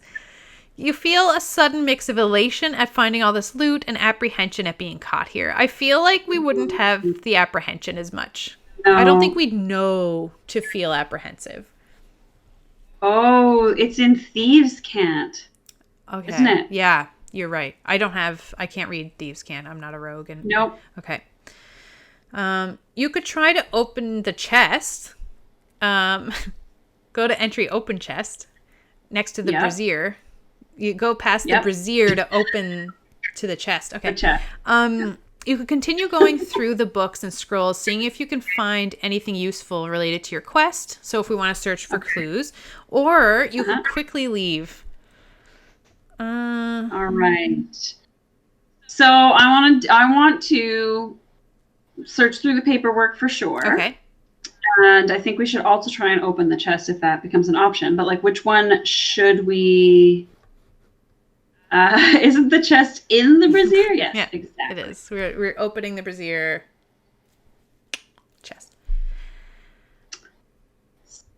Yeah. So do you want to search clues first, or do you want to? Because I feel like we would search for the clues first because we do want treasure, like we said before. But that's not like in itself our primary motivation. So we would like there's maps and stuff. So I'm interested in that to see if there's anything like in there that tells us where we need to be going to find this knight. Okay, perfect. So I'm gonna click search. And then, like before we leave, if we can, we'll try to open up that chest and see what's in there. Yeah. Okay, so I'm going to click search clues. Pop. Yep. You flick through the pages of the books scattered there, and in one book you find a very pleasant surprise. The inside has been hollowed out, and inside is a small pouch. You open it, and it contains gems. You are no jeweler, but you recognize 3 pieces of jade, 2 large pearls, and 1 transparent deep blue gem. A blue spinel. You know this is worth quite a lot. Quickly you pocket the gems, glancing around nervously. The jade and pearls are worth 100 gold pieces each, and the blue spinel is worth 500 gold pieces. So this is loot that, yeah, if you want to write it down. So what do we write? What is it? 2 jade pieces? The jade and pearls are worth 100 each. So there is 3 jade. Okay, 3 jade. 2 pearls. And 1 blue spinel. What, and does it say what that one's worth? 500. So each of those other ones was worth 100 each, and that one is worth 500 each. So that's 1,000 gold worth of stuff. Boing. That's good. I mean, I was looking for clues, but this is good too. Yeah. This will come in handy if you ever get out of this godforsaken wood. You pocket them quickly, your mind racing as you think of all the things you could buy with the money from these gems. To attempt to open the chest. What? Yeah, open chest. Okay, we're going to open the chest. I'm so scared. This will be where we learn about traps, I bet. Open chest. Okay. I hope so. Are you checking the chest for traps first? No. We're just like, oh, wow, we found this in a book? I can't imagine what could be. Why would there be traps on a box? Yeah, like, who would do that? If you're... I mean, it's locked. Isn't that enough? Oh, yeah. So if you're simply opening it, you will need thieves' tools. If you do not have thieves' tools, you may search for clues. Okay, so we can't... So we go up to it, and we can't open it because we don't have thieves' tools. So we're like... We can't use our brute strength? I mean... I have, a tinker... I have tinker's tools. I don't know if that counts. All right. Okay. So I think we're, like, trying to open it and, like... It's locked. Oh, man. All right. Well, we got all these gems. That's pretty good. That is pretty good. It's unfortunate we didn't actually find any clues, but the gems are pretty nice. Right. Okay, so let's go back. Can you lead the way so I don't have to use a torch? Of course. Okay, thank you. So we leave the cave. Do you mind if I quickly run to the washroom? I do not mind. Take a tiny little break? Oh, yeah. Maybe we should, yeah. So should we, like, take a actual, like, breaky break? Yeah. Okay, so do you want to get us out of the cave first? And then we'll take a, full break? Okay. Because when we rest... Yeah, okay. Leave cave. Mindful of the time, you leave the little cave alcove moving quickly and you make leave of the abandoned mine. How many things did you do while in the cave? Did you find... Yeah, like how many things did we do in there? So... I think we did 2 things. We did 2 things. Check scrolls, try opening the chest. So we did dilly-dally. As you are moving back toward the entrance that leads, you hear voices speaking common, laughing, and conversing loudly. They are getting closer. There's a largest pile of boulders. We can hide quick or stand in the open and face them. We could say not afraid. Not afraid. Not afraid. Right? Not afraid. You draw your weapon and stand their ground, even as you see the legs appear through the hole. 3 darkly clad characters drop to the ground before you. An older man, a woman, and a teenage boy. Oh, that could be Derek.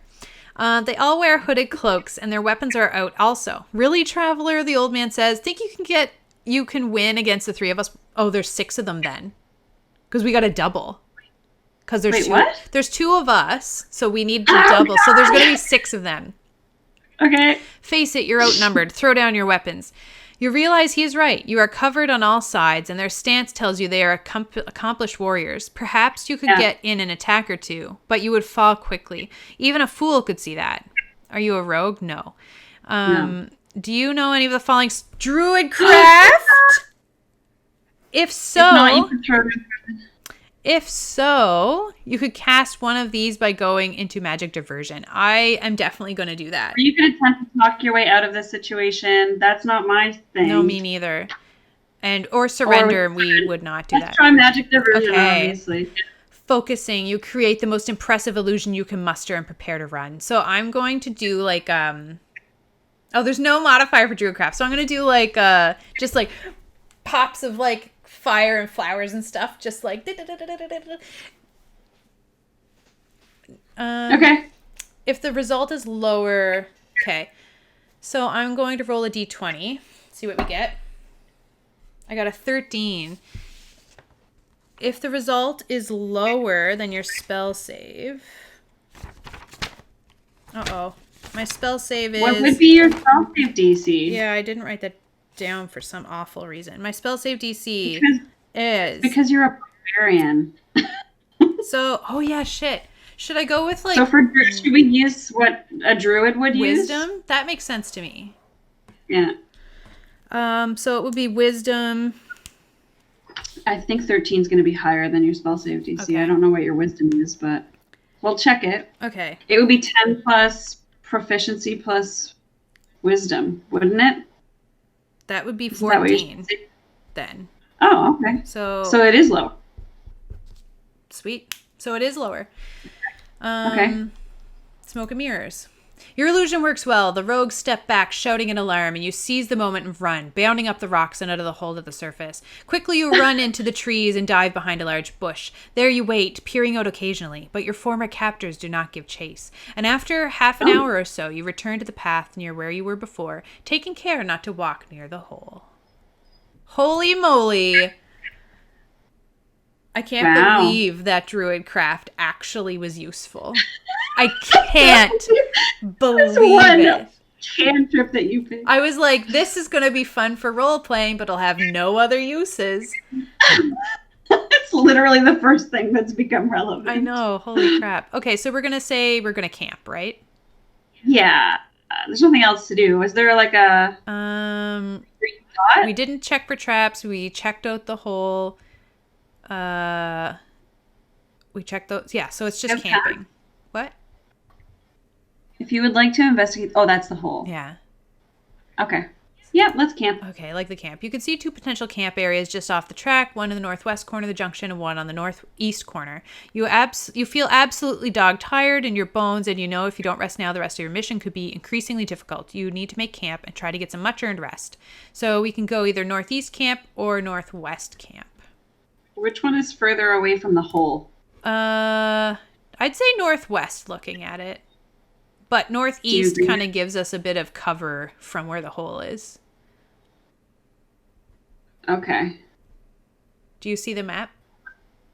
Yeah, is it the green dots? Yeah, the two green dots.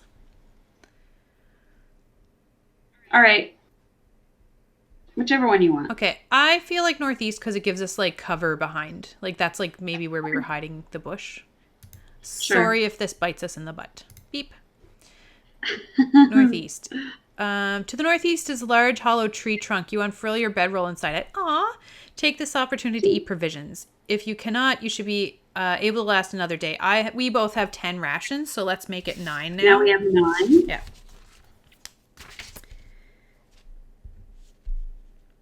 Okay. Okay. You lie down and quickly fall asleep, and the gentle sound of a whispering wind goes through the canopy. Okay, so let's take a break here. Yeah. Sound good? 10 minutes or something like that? Yeah, we'll do a 10-minute break, and then we'll be back for more exciting adventures in this wood. Time for a rest. Yeah, everyone have a good break. We'll be back in 10 minutes. Hello, everyone. We're back from our little break. And we're going to see... I have like 3 bites of toast. I apologize, but it'll be over soon. It'll be over soon. Just like this game, if we end up in more trouble, that druid craft can't get us out of. What are you talking about? We weren't in trouble. We were perfectly equipped. We were perfectly fine. Just a bit of druid craft, and that's all we needed to escape 6 bandits. Wouldn't it be amazing if we made it through this entire thing and just used Druidcraft the whole time? Like, Druidcraft saves our butts from, like, every situation. It turns out to be the most OP cantrip ever. Yeah. I do love Druidcraft. It's so good. All right. Okay. Good to go when you are. All right. So the one we were on is go to entry night. Boop, boop.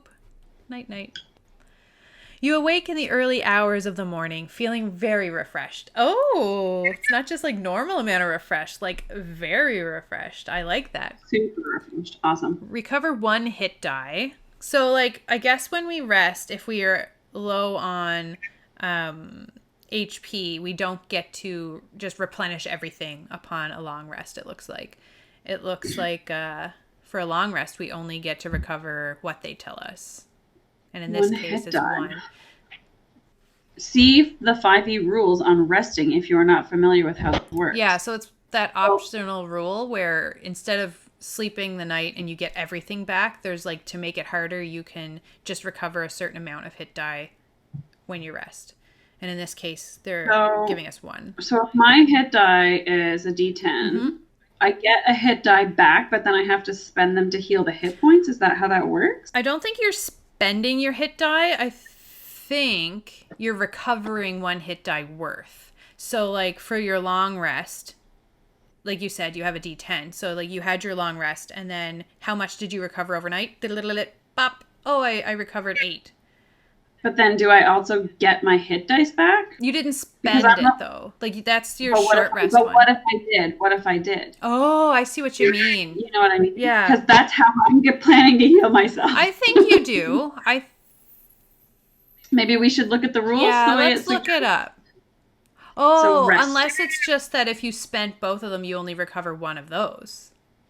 Well, yeah, that's what I'm thinking. Oh, I think you're right then. So like I think you're right So then. before we go to bed, I think if we're injured, before we go to bed, we need to spend hit dice to heal, and then we regain the hit dice. Let me look this up, though. Very hard. Because I've only ever played it, obviously, where you rest and then you get all your shit back. Yeah, same. 186. Okay, 185, 186. Long rest is a period of extended downtime. At the end of a long rest, a character regains all lost hit points. The character also regains spent hit dice up to a number of dice equal to half the character's total number of them. If the character has 8 hit dice, he or she can regain 4 spent hit dice. The character can't benefit from more than 1 long rest. So it doesn't say anything about not gaining your hit points back. Okay. I think you gain your hit points back and 1 hit die. Perfect. Anyway, we still have all of it. We still have everything, so we didn't, but we'll know for future. Yeah. Return to tile page 8 and continue from the last direction you read. Okay. I'll just double check we're not missing anything. Okay. Tile page 8. So we can either go, so 5 is back, 11, 9, or 7. So 11 is continuing north, 9 is heading east, and then 7 is heading west. Right. Should we continue going north? Like, are we trying to get through these woods, or we don't know? No, we think that we have to be in these woods. In the woods. Yeah. Poof. I really think I should have been mapping this, but anyway, that's me, not my character. I don't think our characters would have a super good grip on. We're just wandering around. Yeah. So I don't know which way do you want to go. Do you want to roll again for the direction that we go? Okay, we'll do the same 1, 2, 3, 4, 5, 6. Yeah, so west is 1, 2, north is 3, 4, and then do you want to roll this time? Oh, sure. So 7 is 1, 2, 11 is 3, 4, and 9 is 5, 6. So I got a 1. So we're going west. Okay. Boop. Ooh. Tile page 7 is pretty. Okay, let's see. Tile page 7. Ooh, wow. A river threads through this part of Weathercoat Wood. Ahead, you see the path bends sharply to the right, and on the north side of the path sits a rock outcropping, on the front of which is the entrance to a cave. Peering inside from across the river, you see that it extends a long way. Exploring this cave is going to require you to cross a stream also. A busy torrent, about 15 feet wide, rushes from east to west, filling the forest with the sound of rushing water. So if we want to go to the cave, we'll have to go, challenge the water. Both of us are really small. Yeah. So I don't... But we can do it. We can do it. I mean, we can obviously do it. Water. It's just water. Yeah. So I'll go back to the map here. So we can either... This feels like the role play version of Snakes and Ladders or Chutes and Ladders, right? This is how we get into this river and it sweeps us down to the beginning of the forest again. Yeah, Like, probably does.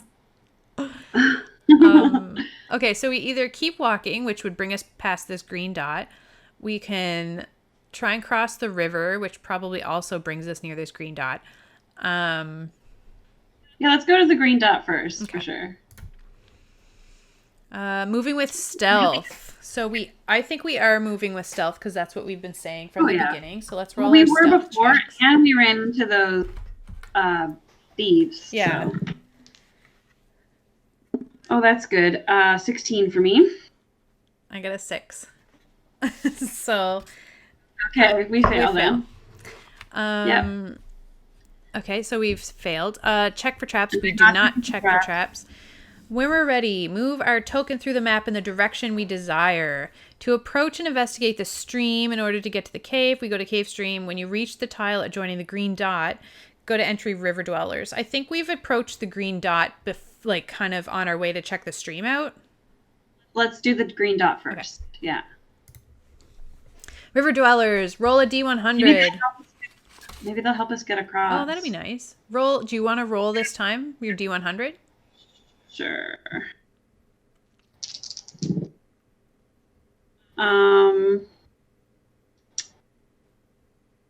think I got 5. Is it like 00 and a 5? Yeah. Yeah. Okay. This one, this entry that we're clicking on now is called spatter. And I mean, I don't know about you, but that word does not make me feel confident. But Quoken feels confident, but I don't know about me. Right. Spatter. Okay. Let's... As you walk, something catches your eye. You crouch, and a cold feeling of dread comes over you as you realize what has spattered the leaves. A blood trail. Could this be Derek Brumont's blood? I didn't even think of that. Derek! No. Just let's just go back. Be like, I don't know, we found some blood. I'm pretty sure he's dead. I'm so sorry. By the way, have you heard of us for deities? We're looking for our devout follower. I'm pretty sure that your son was our only devout follower, and he's dead now. So if you guys could take that over, that would be really great. God, we're awful. Okay. Okay, roll perception. DC 9. Okay, so my perception is +0. So I think one thing with this is that if one of us succeeds, it would make sense for us to both succeed. Whereas with stealth, it makes sense for us to both fail. Do you agree? Yes. Okay. Yes. Well, it's like, it's not really, with the stealth thing, we're not both failing. Right. It's just that if one of us fails, then we get noticed. Exactly. Whereas here, if one of us succeeds, then one of us notices it and can tell the other person. I agree. So I did not, though. I only got 3. Oh, I got 14 plus 2. So 16. Okay. So we're good. It's definitely more than 9. So if we are successful, go to tracker. Burp. You examine the blood spatters carefully. Obviously, whoever was shedding it was heading east. You look up. I'm like, yeah. Can't look at it. Stop. And I'm like tasting it. Yeah. You look up. It looks as though there is another junction some distance ahead where another path branches off this east-west byway, heading north. Perhaps the bleeding party headed that way. You stand up and search the ground further and see more marks. These flat, almost triangular, and quite large. A knight's booted foot. Oops. Oh my god. Oh. Then we should do. Yeah, so we should do whatever this says to do. So the scene pieces itself together in your mind. And I'm saying this out loud. Like, Quoken is like going to be saying this discovery out loud. It's like a film noir like narration. Yeah. You know what I mean? Yeah. The Death Knight. A large, strong man carrying the boy Derek Brumont over his shoulder. The lad bleeding where the knight hit him hard, across the face perhaps, to silence his cries for help. And so you're just kind of watching me doing this. Like, yeah, you grit your... Yeah. So I'm like gritting my teeth. I've seen a lot in my time. Not really, but I've seen a lot in my time. But the strong victimizing the weak is something that never sits well, especially if it's our last devout follower. Right. Resolute, you set your mind back to your quest, adjust your pack on your back, and forge ahead. So this thing is telling us that it was heading. Okay, let's see. It was heading east. So we went west, didn't we, to get here? So we have to go back where we came from. What number are we on? What page are we on right now? We're on 7. Yeah, so it wants us to go back to 7. Right. And so I think it should go towards 4 then, right? That's There's west only one more and south. But I mean, I think it's telling us to go back where we came. Let me read this again. Yeah. So we're on this tile, and it said whoever was shedding it was heading east, which would be back the way we came. Okay, let's go back then. Towards 8? Yeah. Okay. Some distance ahead where another path branches off this east-west byway, heading north. So we're thinking it's going east and then north, is what this clue seems to be telling us. Okay. Let's go towards 8 then, and then if we can go north from there, if that makes sense. Okay. So we go back, and then we're back on 7, which just means that... So we need to go to 11. So yeah, we need to go to 8 and then 11. So we go back to 8, and then that's just like blah, blah, blah. And then we go up to 11. Okay. So 11. There we go. And there we go. Oh, there's our stream again. Okay. You move north from the junction and reach a shallow stream, which you easily cross. Wow. Okay. On the other side of the stream, you see a left branching path. On the corner of this path is a sign, the words worn away by the weather. It reads cemetery, and an arrow points down the left path. Ahead, you see that the wood opens out, and a field is beyond. Your heart lifts a little, but then you remember poor Derek Brumont. Moving with stealth, make a stealth check, DC 10. So here we go, stealth check. Oh, geez, I rolled a 1. I rolled a 7. So yeah, we both fail. You failed like real bad though. Yeah. You started like singing to yourself, maybe. I like swallow a bug and like that, like coughing this thing out. Yeah. Your adventuring experience tells you it is unlikely there are traps here. No, we're just not looking. What?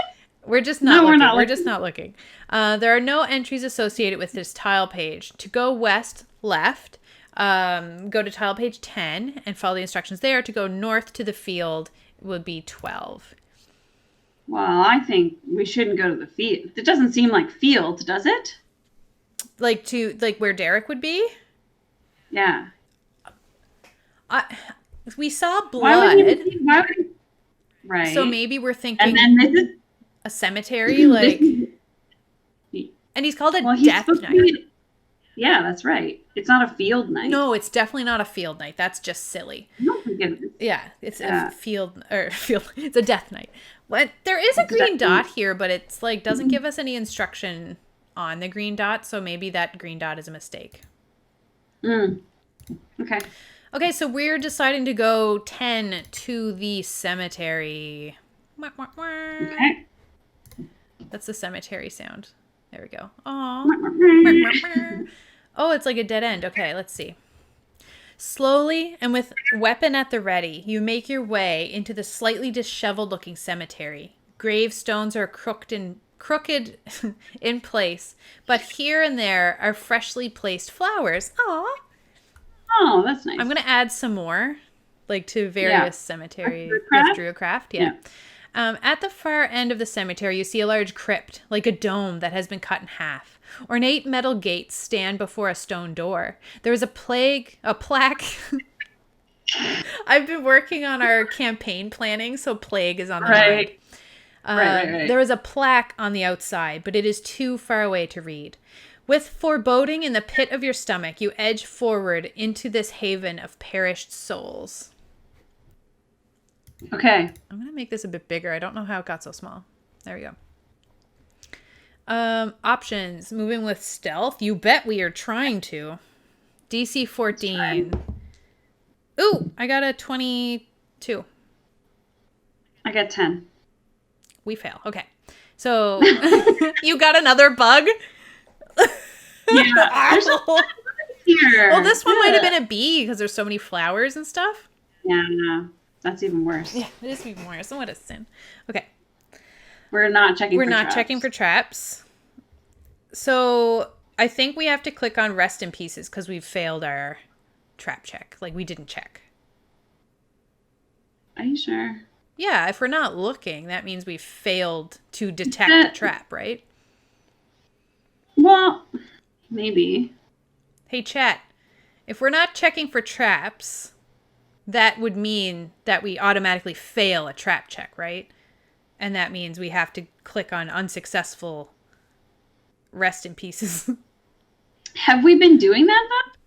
I think we forgot to, but This is not the first time that we. And the first time that we did it, there was no trap. Right. The first time we clicked on the fail. You thought that we didn't need to click on it. Yeah. If we just clicked through, then it would tell us. But it didn't. So But there was no trap. And there was no trap in that case. But I think. All right, let's click on it. That we just fail our trap checks automatically by not checking.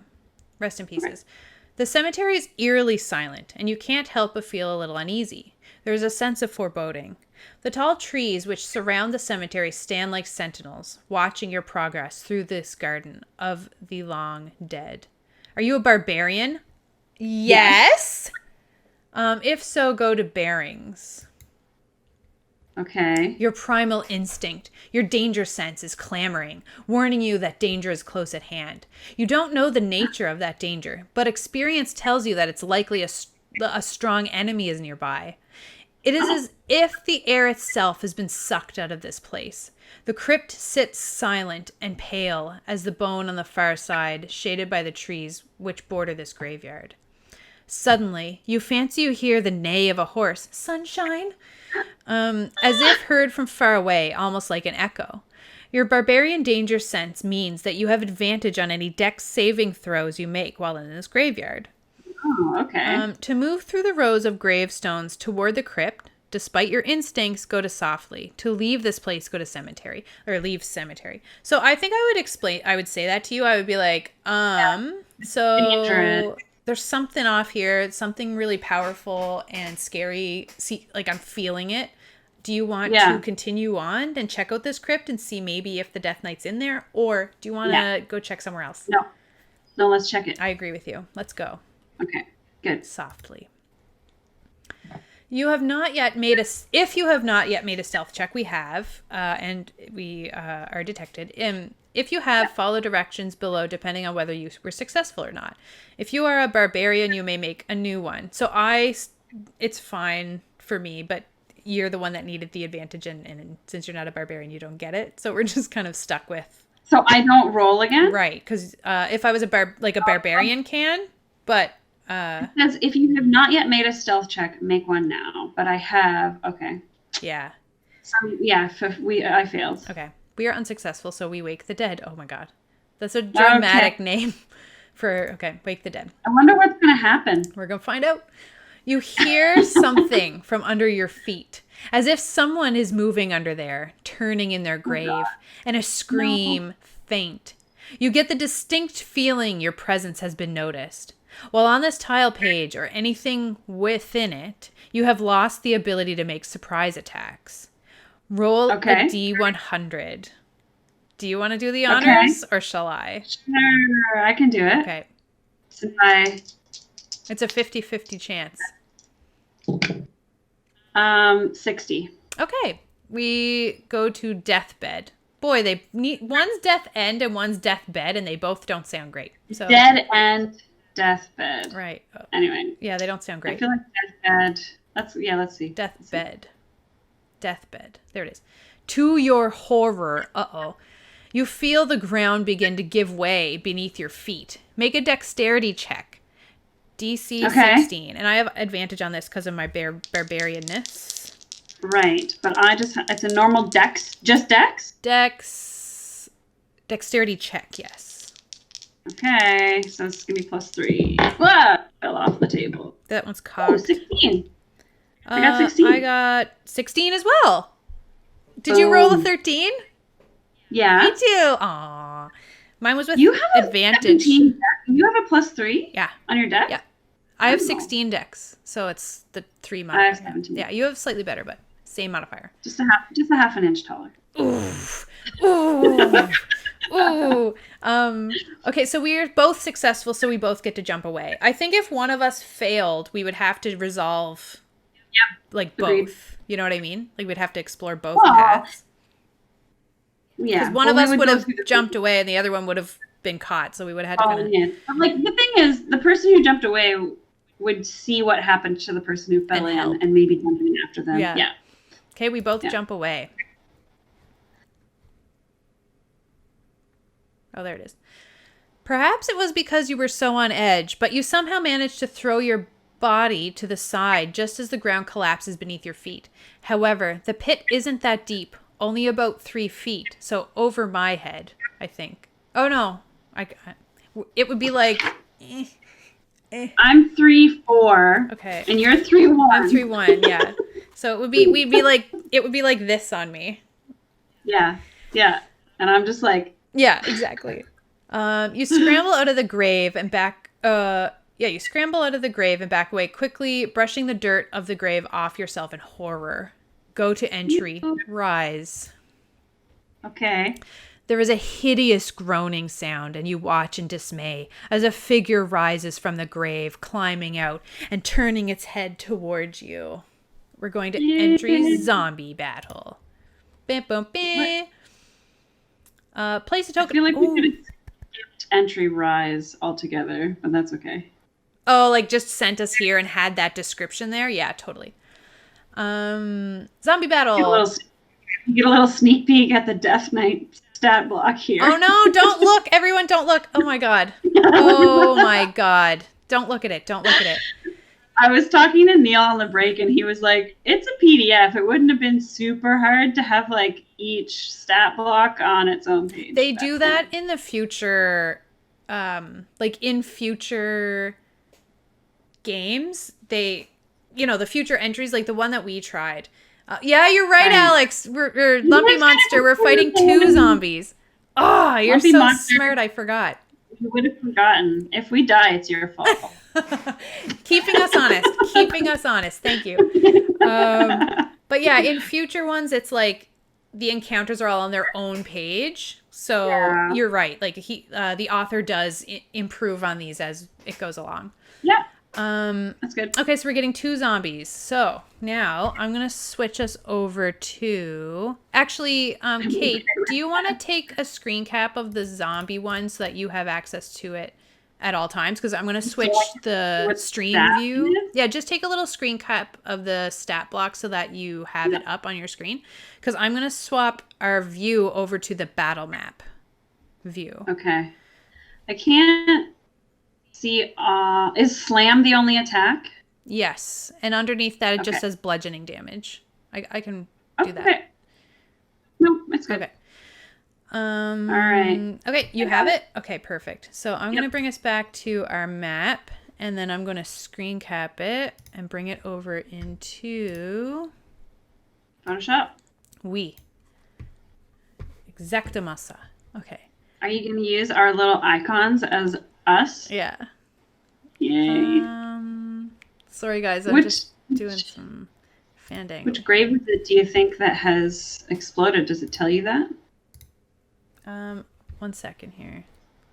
Actually, it's going to have to be 2. Yeah. Okay. What's E5? That is our enemy. Like, I made a bunch of enemy tokens. enemy tokens that we can... So there's my little token. I'm going to copy that, paste that, resize that. Boop. There we go. And then we need this guy. Stinger. I made them before I knew what his name was, or like I forgot what his name was, so the file name is like Gnome Kate's. Kate's gnome. Yeah. And then we had, so we were actually like in there, I think. We're in there. I think if you move, yeah. So we were like in there. And then we want 2 zombies. So I'm going to copy over enemy 1. And then I'm going to copy over enemy 2. And then I'm going to resize both of them. Oops. Okay, because we got to keep track of like their... So let's read where it says to place them. Yeah.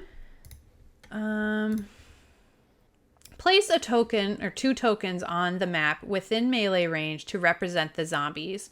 Roll initiative and do battle with the rotting undead. Okay, so they came up right next to us anyway, I think. I don't think they'd be far. So are you okay with this placement? Yep. Okay. Okay, so I said earlier that these things give you more of a step-by-step instruction on how to use them, but I guess now it just gives you the stat block, because this was his first, well, one of the earlier ones. I don't know if it was his first, but in the later ones, it gives you like step 1, this is what the creature would do. Step 2, if it doesn't do that, it does this, and da-da-da-da-da. Cool. Okay, so we've got 2 zombies. Their armor class is 8. Their hit points are 22. We got to roll initiative. They have a -2 dex. Right. I got 12 on my initiative. Do you want to keep... Or I guess I can write it down too. Okay. So... What did you get? I got a 15, 16, 17. I got an 18 initiative. Okay, so you are before me. And what did they get? Do you want to roll for them? Sure, I'll roll for the zombies. So they rolled a 4, and their dex modifier is -2. So. Okay. Zombies got 2. Appropriate, because they're zombies. What did you actually get? What did I actually get? Yeah. I got 18, I think. Okay, cool. So you'll get to go first. Okay, awesome. So, this would definitely frighten me, and they were like reaching for you in that moment, I think. So I would, I'm going to bring out 2 hand axes and do 2 attacks. My second attack won't get my strength modifier on the damage if it hits, because I don't have 2 weapon fighting. Okay. So my first attack, 3 plus 5 is 8, right? 3, 5, 6, 7, 8. Yes, and that is their armor class. So I do hit by rolling. I rolled a 3 on my die, and then I still hit. So that feels pretty good. That is good. And the damage on that is 8 damage. Okay, so we're gonna say this is E2. E2. Yeah. So you took 8 damage. Yeah. So it's 8 damage 14? on E2. Okay. And then with my second attack, I'm going to try and chop as well. And that definitely hits. I rolled a 13 plus 5. And I get a d6, but no strength modifier on that. And that's 1 more extra slashing damage. So same zombie? Same zombie, E2. 13 points on that one left. Mm-hmm. Okay, so that ends my turn. Okay. So your turn is up next? Yes, it will be me. All right. So Stinger is a ranged attacker, so I think he's going to move back. And if the I guess he would incur 2 opportunity attacks if he wants to be able to also attack this turn, right? Yes. Okay, so that's fine. All right. He'll move back to like the opening of the path there. Like 15 feet? Yeah. Or that might actually, well, sure, that works. Yep. Okay, and then do you want to roll for them doing their opportunity attacks? Okay, I'll do one for each. Yeah. First one is 6 plus 3, 9 to hit, and the other one is a 10 to hit. Nope. Perfect. My AC is 15. Perfect. Yep. All right, so then I will shoot with my heavy crossbow at the same zombie that you were attacking. Okay. So I roll a 20, not natural, but it does hit. Definitely hits. And then I do 1d10 plus 3 damage. So that's 9 damage. So there's the zombie's 4. just like slashed up, and now there's like things are hitting it, and it's just like yeah. All right, I think that's all I'm going to do. Actually, I want to check out how often I can do action surge. Is it once per day? I'm not sure.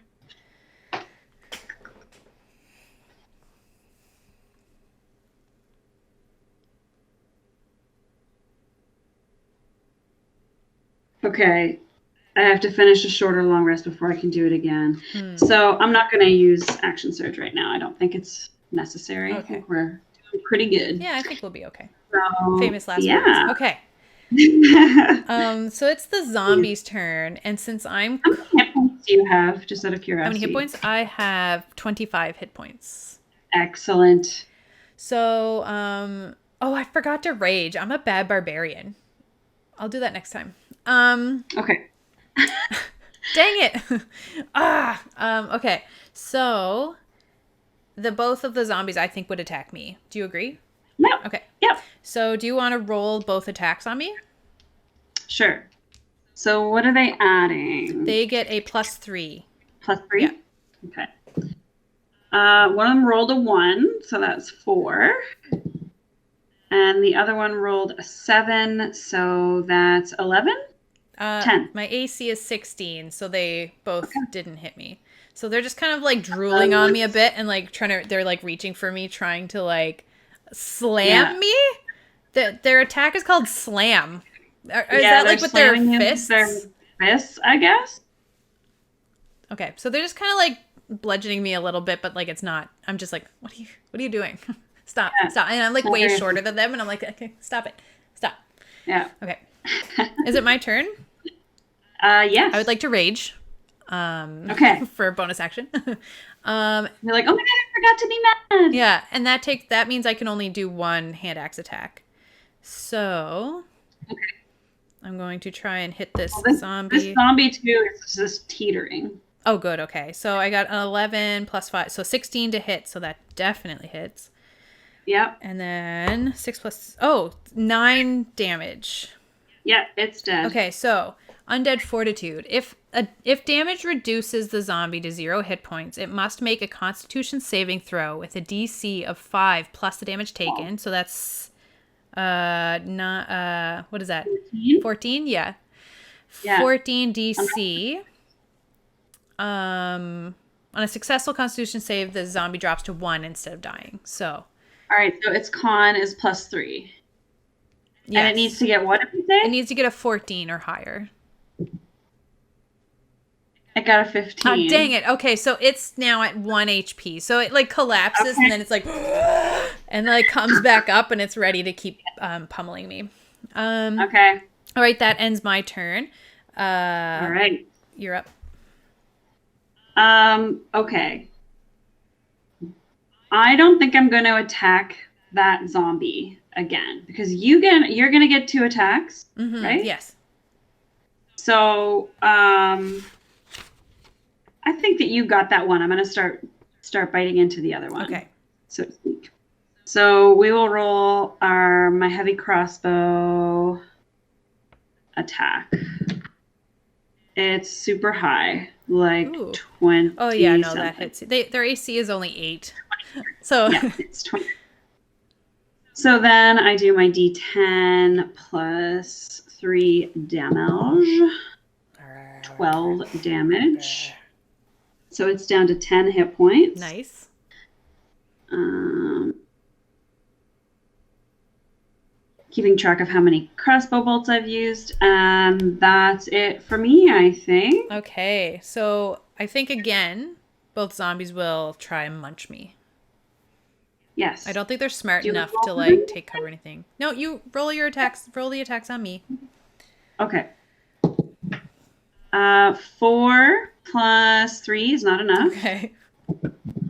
And 17 plus 3 is Oh, enough. that is enough. So we'll say, I guess that was zombie 2. This like one that you've almost completely murdered. Yeah, it's like no, Yeah. not again. Gah! So And so it's gonna deal 1d6 plus 1. Do you want to roll or just take the 4 damage? Should we roll? Yeah, roll it. Let's roll it. Okay. 1 plus 1, 2. Haha, so I only take 1 damage because I'm raging. Nice. I think that's how rage works. This is my first barbarian. You just take half damage. Yeah, from piercing, slashing, and bludgeoning. Yeah, resistance. Yeah, Yep, that's perfect. bludgeoning. So, Okey-doke. yeah, I'll take my damage. So swats at you and does hit a little bit, but I don't mind. you don't mind. It's kind of gentle, actually. It's almost Yeah. relaxing. It just sort of like revs you up a little more. You're like, all right, I'm really for sure going to kill you now, even though I already was. It's like I can taste the rot a little bit because it's like bludgeoning near my face. I'm like, stop. Gross. Is it my turn? Yes. Okay, so I'm going to attack that zombie and hopefully it will stay down this time. Yeah. Oh man. Oh, I think I miss. Yeah, I miss. I got a 7. So I just missed. So I'm too busy like that. So you were targeting zombie 2 first? Yeah. So Okay. I'm going to take my second attack. Okay. And hopefully I roll a bit better. I do. Okay, 15 to hit. Yep. But that's just a d6. No strength modifier. 4 damage. Okay, that takes it to 0. So it rolls, and it's going to need to do 9. Yeah, it only needs to Right? succeed on a 9 DC. Yeah, it succeeds. Dang it. Okay, It got so... it got like 22, by So the it's way. kind of like so it's kind of like I oh my slash gosh! it, and then it's like, and it just like is back up. Like You, it's not... completely lob off one of its arms, but it It's- doesn't care. Yeah, it's fine. It's okay. Yeah. It's still fighting. Yeah. Okay. All right. So Stinger? you're up. Yeah. All right. Well, I am concerned by this, so I'm actually going to shoot at zombie 2 this time. Yeah, because it's still up. Yeah. I thought you had it, but it keeps coming back. Yeah. This hits. 21 is the roll, and then I'm going to do 1d10 plus 3. 12 damage, Oh, yeah. which means it needs to make 16 or 17. 12 plus 5. Math. 17 DC. All right, so, oh god. No, it's failed. Stays dead. So It your only got bolt is like goes right into its forehead, and it just like Yeah, finally this zombie collapses and is defeated. yeah. So I'm going Yeah. to I'm just gonna fade it out like that as like our signal that it's dead. Okay. It's for real dead. Yeah. That's my turn. So zombie 1 gets to go. Okay, I think it will again bludgeon me. Do you still want me to roll for that? Yes, please. I feel like we should roll the attacks on each other. On each other? Okay. This hits you, I think. 17 plus it's 3. Yeah, so. that hits. And it does 1d6 plus 1 damage. Ooh, which is 6 damage. So you Oof. take 3? 3, yeah. Nice. That one actually hurt, so I'm like, Yeah, you're like, ow! hey, can't we talk about this? And then Rude. I realized that that's probably not going to work, and I will attack back. Okay. My first attack hits with a 16, and I'm just going to Okay. roll the second attack right now. And that one will hit with a 19. So Yep. that's 2d6 total plus my strength modifier one time. So with the 2 attacks, oh my god, I rolled really bad. With the 2 attacks, that is 6 damage. Okay, it still has 4 hit points left. Okay. So I'm just like, gah, and I hand axe it twice, and It looks very impressive to me. I'm definitely trying to be impressive, like glamorous, you know. So mad.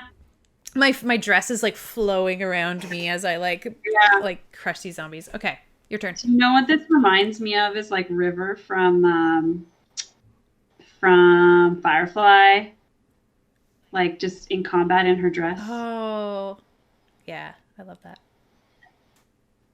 All right, so that was your turn? Yes. So it's Stinger's turn? Yes. He will shoot his heavy crossbow at the remaining zombie. Super high roll, 22. And then 1d10 plus 3 damage. 11 damage. Ooh. Which takes it out. Good. So it needs to roll 16? Yes. Ooh, it saves. Dang it. It's got 22. It. These things do not want to, well, they're undead, so of course they don't want to die. Yeah. Okay. Yeah. So the zombie's turn? Yes. Okay, hit me with your best shot. Try. Fire away. 5. Does 5 total? Yes. Okay, it doesn't hit. So I think it's probably tired at this point. Like it's probably exerted. It's like, this is so actually being dead is better. Yeah, like it's exerted more energy than it has in 50 years or whatever. Yeah. Okay, so I'm going to attack twice again. Okay. And 1 definitely hits, but 4 plus 5, 9. Okay, they both hit. They both hit. Yeah. Nice. I rolled a little bit better this time. 9 total damage. Okay, so it goes down, and so it's going to need a 14. Yes. To stay down. Yeah. Or get back up. Yeah, it got 22 again. I keep rolling 19s on these saves. Oh, you need to roll the 19s when it's our turn. Oh, no. Well, hit with your other hit. It still has 1 hit point. It got back up. Oh, shoot. Okay. Oh, maybe I should have been rolling them separately. I'm a fool. Well, but I should have rolled them separately because it would have been 2 chances to keep it down. I think you do still get that. So then, the first hit would have been a DC 13 and the next one would have been a DC 6. So if you want to roll again, because I hit with 1 axe, and then it goes down, okay, and then I hit. So the first one succeeded, definitely. And then next one it's probably gonna succeed, but there's a chance that it doesn't. Yeah, it's a DC 6. If I roll 1 or 2, then he stays down. Okay. I rolled a 9. Okay, well, so it was worth the try, I think. Yes, for sure. Okay, you're up. God, these things won't die. 100%. Stinger, get it. Yeah. Stinger, get it. I'm gonna try. I got get it in the head again. 16, and we'll do 1d10 plus 3, 8. So plus 3 is 11 damage. That's good. So 16 DC. 16. Okay.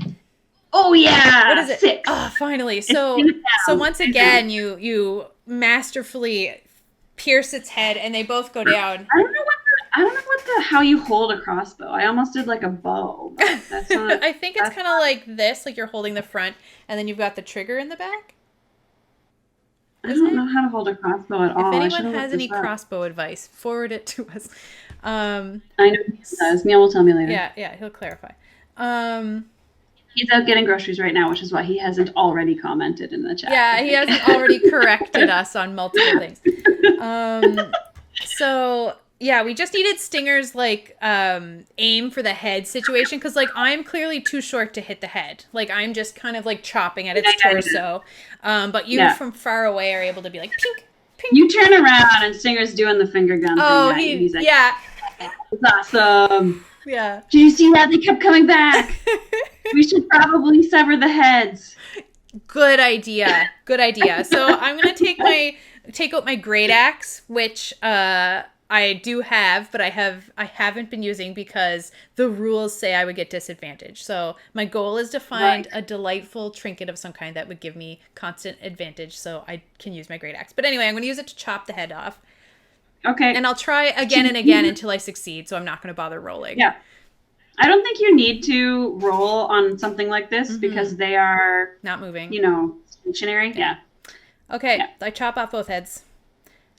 All right. And I what happened? And I druid craft flowers on them too to like help them decompose and stuff. To like rest in peace. Yeah. Just like yeah. Okay. So let's figure out what we got to do now. So here's the trick. Okay, zombie battle, blah blah blah blah blah.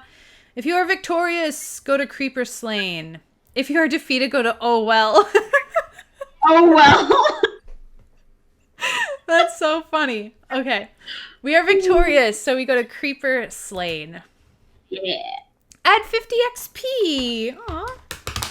We actually get XP in here. Do you know what our experience is right now? Well, we're level 2, so I would say whatever you get to level 2 I don't remember what that is. I can look it up.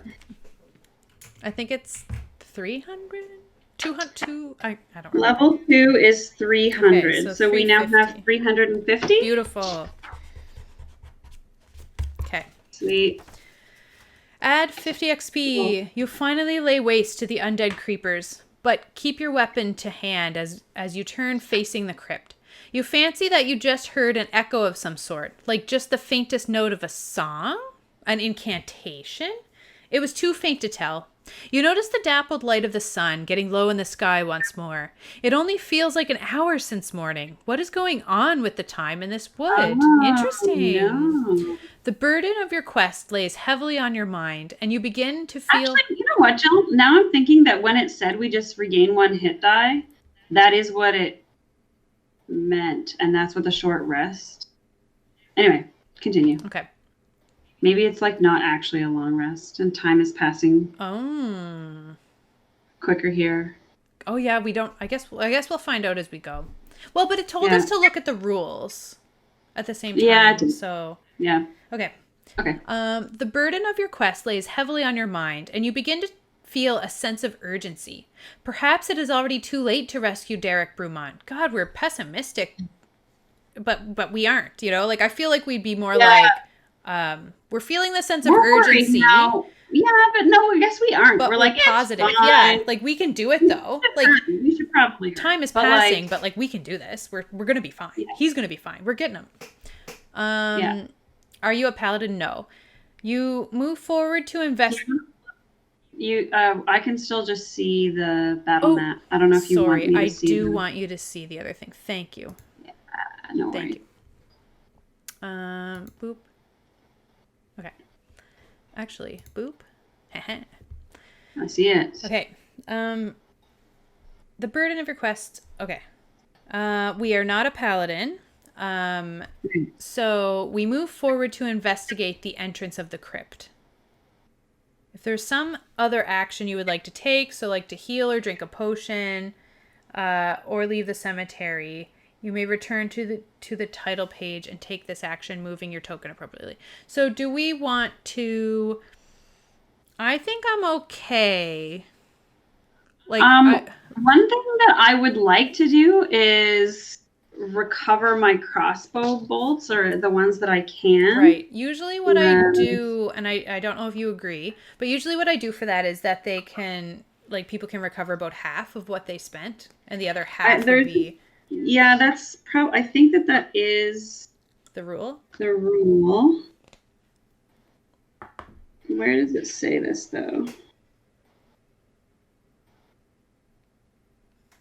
You can recover half your expended ammunition by taking a minute to search. Yeah. So I can find 3, which means good. I spent 3, which means I'm at 37. Ooh, geez, that's pretty good.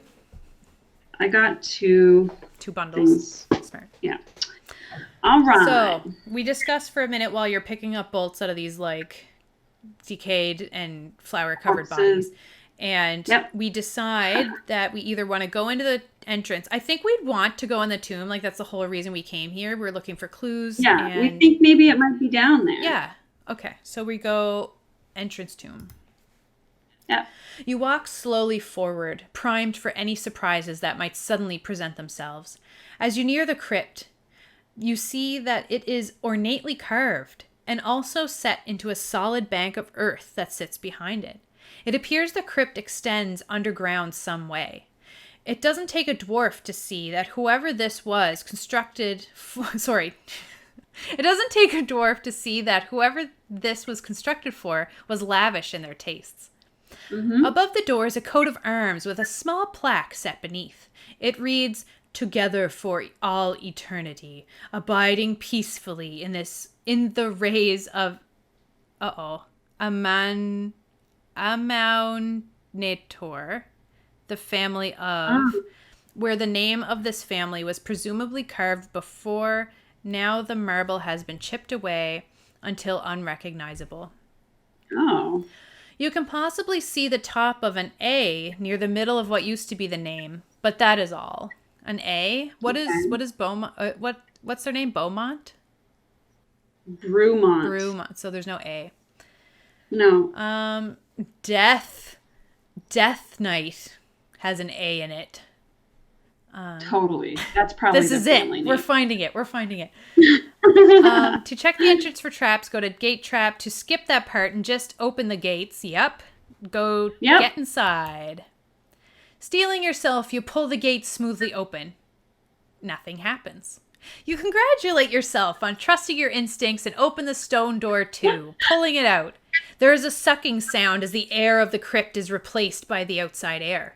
You stare within the depths and see a passageway that appears to open into a chamber after some way. Do you know the spell Detect Good and Evil? We sure don't. Alternately, you can move inside by going to entry cross thresholds. Here we come. Okay. Here we come. You move inside the door and into the cool silence of the crypt. A stone passage, well paved with solid rock walls, extends ahead. Move your token to submap 3 in the title page booklet and follow the directions given. So, submap 3. Ooh, Okay. ooh. Submap 3. Uh-oh. Let me know when you see this. Let me know when you see this. I see it. Uh-oh. Okay, here we go. So I hope we don't have to fight 8 zombies. I hope there's not no. 8 zombies. Probably. We could try and fudge it that it's only 4 zombies, but Alex is gonna be like, or Lumpy Monster is gonna be like, He's watching us. 8. He's like, no. Yeah, nice try. Creeping warily forward, you peer down the passageway and see. There's like a period there, and it totally screwed me up. Creeping warily forward, you peer down the passageway and see a chamber at the end. A brief inspection here reveals no traps, and you move forward, listening, watching your periphery, all your senses heightened. You enter a large chamber, and on either side are marble plinths, 4 in all, each topped with a coffin. The air is stale and musty. There is an exit on the far side of the room, and you can see that it continues for a short way and then bends to the right. So I'm going to take a look at the map again real quick. Okay, so it's giving us a bit more information than what's visible on the map. Right. Yeah. We're moving with stealth. So we're always trying. we are. We're always trying, so we're going to do our check. I pass.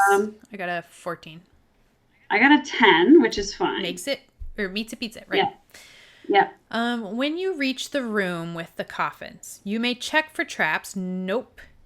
No. Or if not checking for traps, you can simply proceed to entry mausoleum. I like the way that these trap things are worded more than the way it was before because it made it confusing. I agree. For us, whereas this is clear. I agree. Yeah. I agree.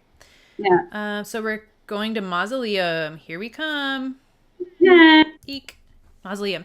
This room is silent and smells of decay. The 4 coffins are well kept, though, and don't look especially old.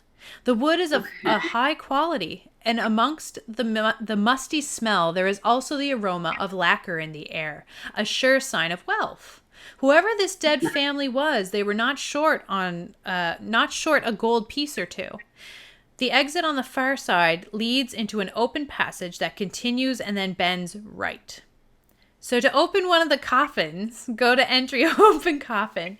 To proceed to the exit, go to I shall proceed. I don't know if I would open a coffin. Would you open a coffin? No, that's disrespectful. Yeah, I agree. I mean, I'd listen to hear if like anything was moving, just in case of like if Derek was in there. We just fought zombies. Yeah. Like, I don't want more zombies. That's not what we're here for. No. We're here for Derek. We are. Who is hopefully not a zombie. I hope right? not. If he is, may he rest in peace.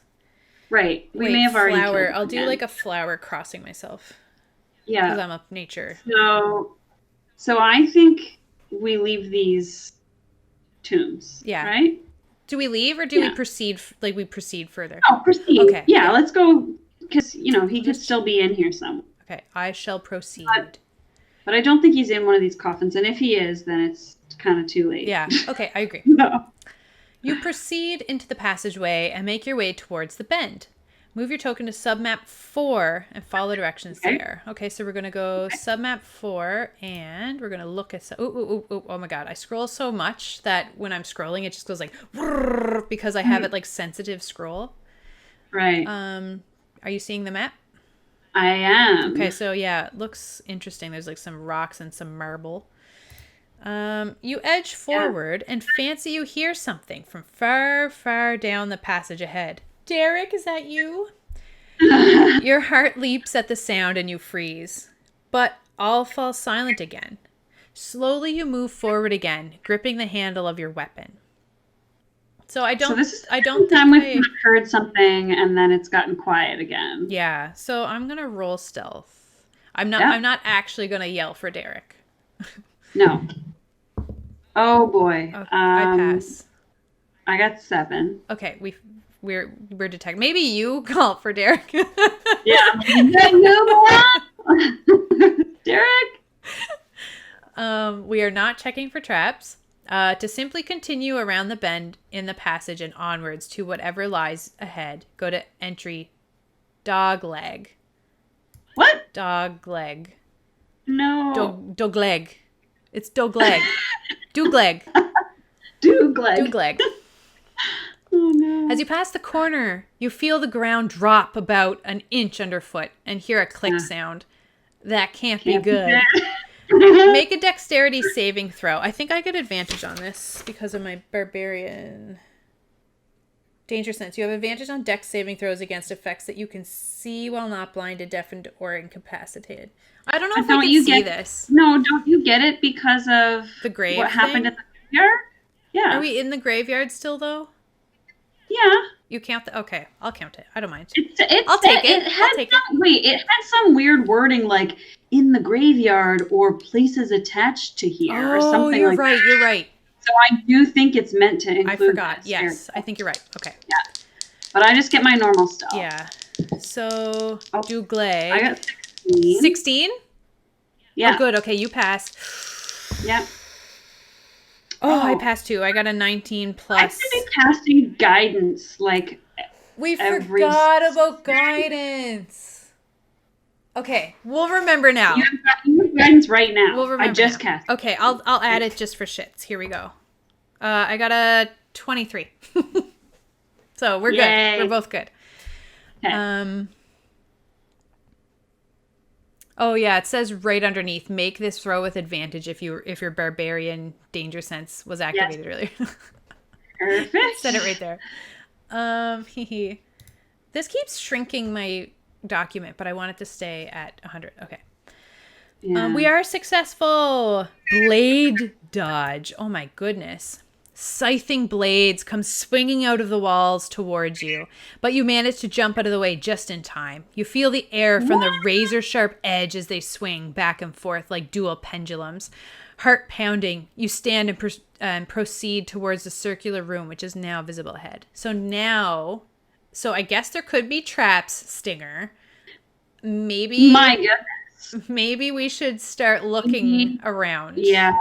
We should start being more careful Yeah. because those were blades. That could have cut us a little bit, Yeah. or maybe a lot. It feels like It would have it been. looks like We're yeah. so short. It would have been like "Wah," and like cut her bangs off. Like Yeah.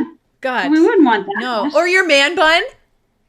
My man, It would have been no. like, floop, clunk, clunk, Yeah, clunk. like, man, that could have been bad for our hair. It could have been. It could have been.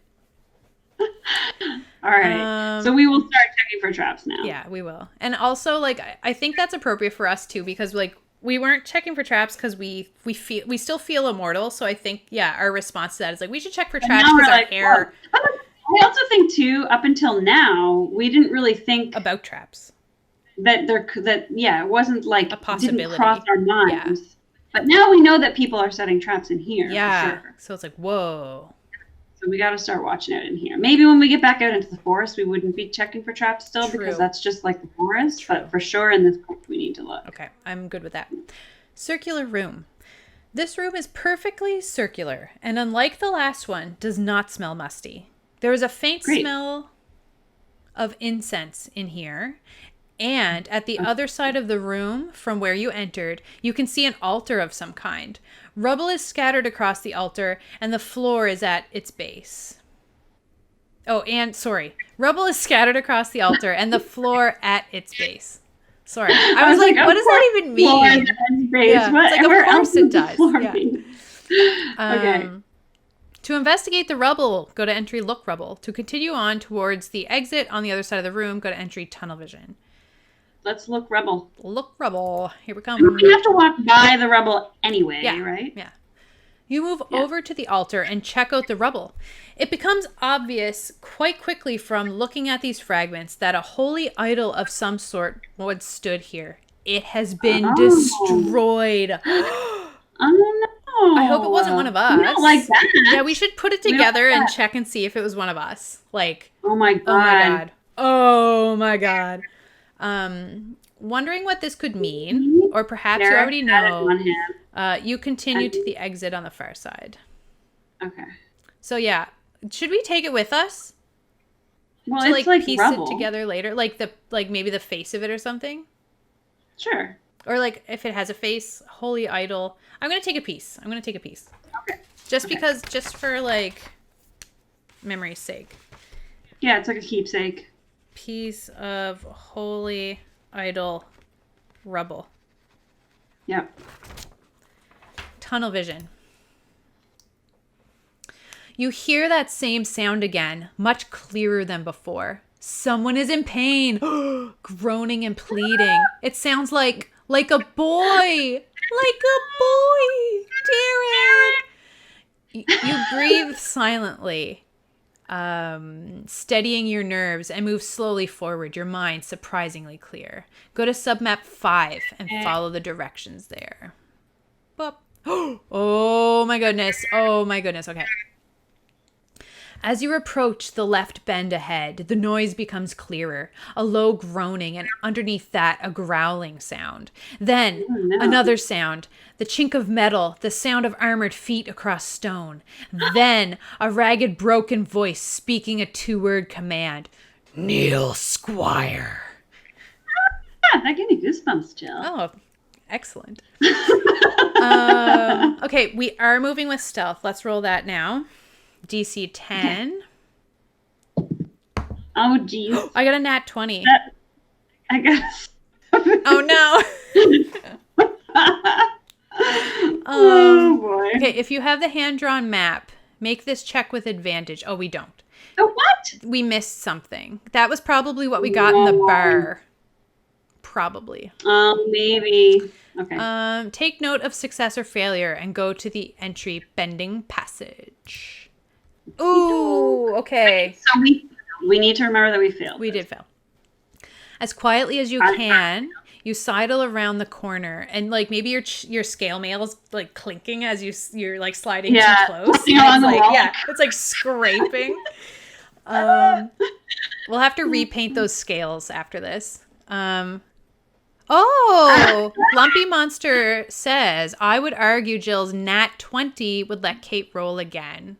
I mean, Okay, let me try. so we know that Lumpy Monster is definitely not being like nice, like not just being generous to us because Yeah, like they're like he's being honest because it was like last time was like there should be 2 zombies, so I trust Lumpy Monster's judgment. So my reroll is a 13. That just saves because it was Was DC it 13? 12. Wasn't it 12? Oh, okay.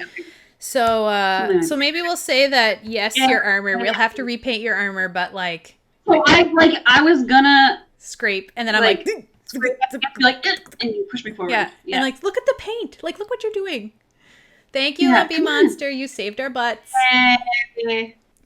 I like how like Lumpy Monster's on both sides, like very like lawful in this. Like it's like, you know, I like it. This is how it should be. Yeah.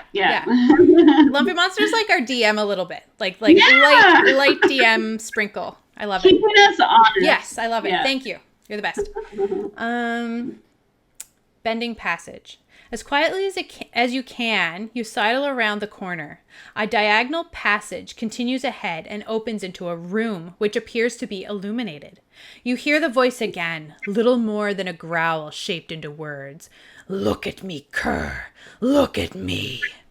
You take advantage of these words to make a few more steps, and then you have a view into the room. What you see stops your heart. We both die, and that's the end of it. No. Seated on a large throne atop a dais is the gruesome-looking warrior. Even sitting down, he appears tall. You reckon his height to be at least 7 feet, probably He's taller. At least 5 feet tall.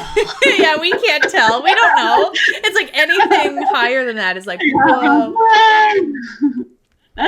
That's taller than you and I standing on top of each other. It is. He's like massive. Even the boy is probably taller than us. So then like the boy is taller than us, but then this guy's like, what? Don't. We're coming! No. I've got my axes! Yeah! Okay. Oh my god. He is armored from head to toe. I'm in a sundress and you're wearing like a scale tank top. Yes. Although his face and parts of his midriff are exposed. So he's wearing like the halter, like a halter, like belly top. Yeah, belly top. The armor is patched and rusted. In his hand, he holds a huge sword, and he is glaring at the bound figure groveling before him. This figure has their back to you, but you notice the clothes of a noble. From his size, you judge this to be a teenage boy, likely Derek Brumont. Which can only mean one thing. The big ugly guy on the throne is the Death Knight. I almost just called him It's the Field Knight. And it looks as though you have arrived just in time. This appears to be a squiring ceremony. You feel a malevolent energy pulsing from the warrior. Watching, your mind races as you carefully consider your next move. Oddly, to his right is a brazier, which emanates an unearthly blue light, casting an eerie pall over the huge warrior. Place a token to represent the Death Knight on the throne, and one representing you near the door. Don't worry about a token for Derek just yet. Oh, that makes me nervous. Okay. Oh, no. So, I'm gonna capture this. Okay. And bring it over into our battlefield. And I'll swap us over in just a moment. Yeah. Okay. And then, I wish I had, I wish I had labeled our things, but I didn't. Of course I didn't. So we're still in the tunnel, I think. Do you want to be first or shall I be first? I'm going to switch the camera over. Well, it's up to you. I think I'll go first. If you could see, you'd go first. Okay. Because you're going to be melee and I'm ranged, right? So I just think it makes sense for. Okay, so I'm taking the boss token. Oh, he's massive. That's the way I just pasted it, that's accurate to scale for how big he is compared to us.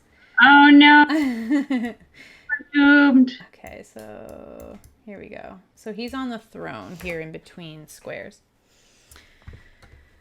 Okay, so we've got our map set up. Okay.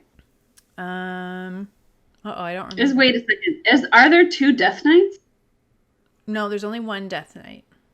Oh, yeah, there would be. Oh my god. 2 Death Knights. So it's like Death Knight twins. Okay, so maybe the other one is like the Death Knight's like partner in crime, and she can be other second Death Knight. Yeah. You're equal partners in this endeavor. Exactly. And then they get to each. Maybe they're like together, and like one of them is sitting on the other one's lap, and it's like they're both on the throne. Maybe one's sitting on like the arm of the chair. His death partner. His death. Like Lumpy Monster says, his life partner, and I say, yeah, his death partner. His death partner. Aw, and they just want to adopt a little boy. But they didn't go about it the right way. They didn't you should never kidnap a child if you want a child. That is not how you do it. But we should find a way to secretly ask Derek if he wants to stay here or not. Yeah, you're right. Okay. Like not in their presence, but like later on we can be like, "Hey, is it cool with you that we killed them? Are you sad?" I thought you were going to say like spare the Death Knight. The Death Knights, the 2 Death Knights. Okay. So we feel malevolent energy pulsing from the warriors. Watching, our minds race as we carefully consider our next move. Oddly, to his right is his death partner, next to the unearthly blue light, and they're both cast in this blue light. Right. So we've placed our 2 Death Knight tokens, and us near the door.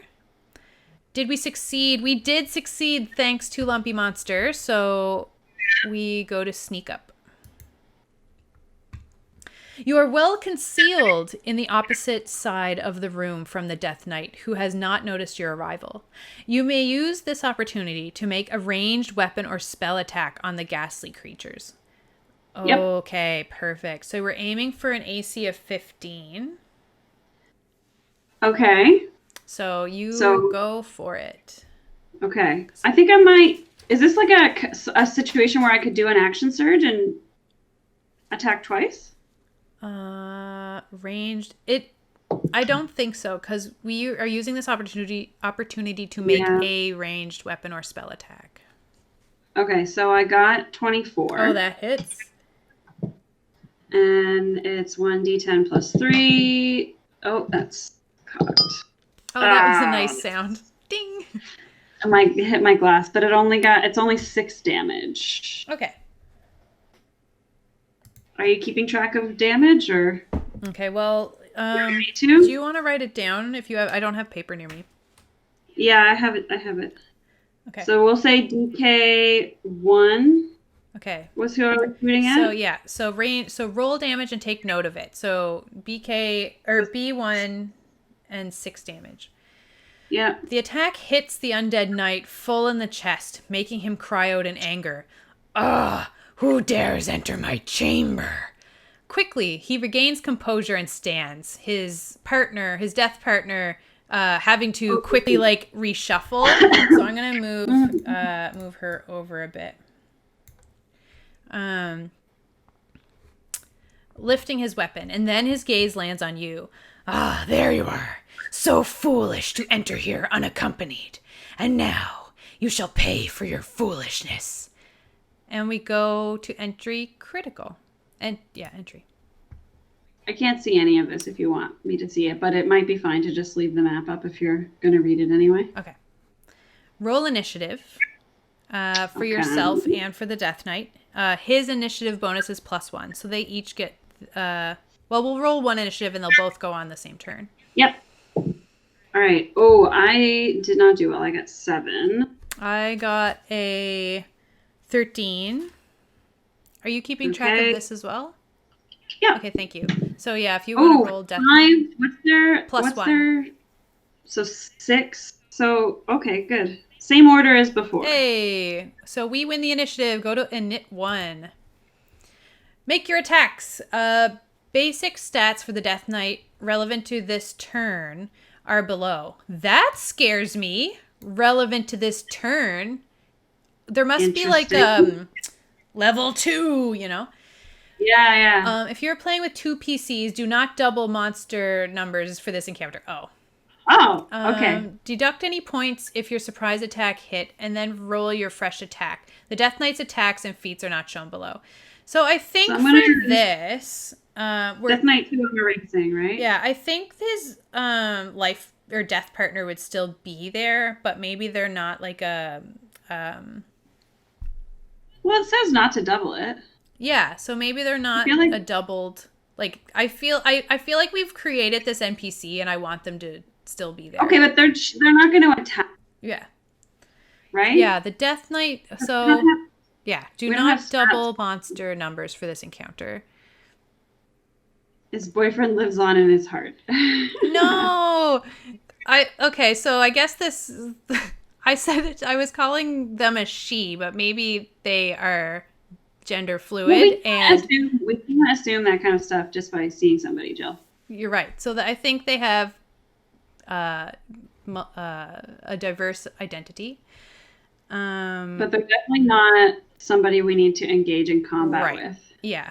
I still think the NPC exists, and I don't want to Okay. just like Okay. you know. But that person has not been saying weird shit to Derek, so Right. we're not like worried about them. Right.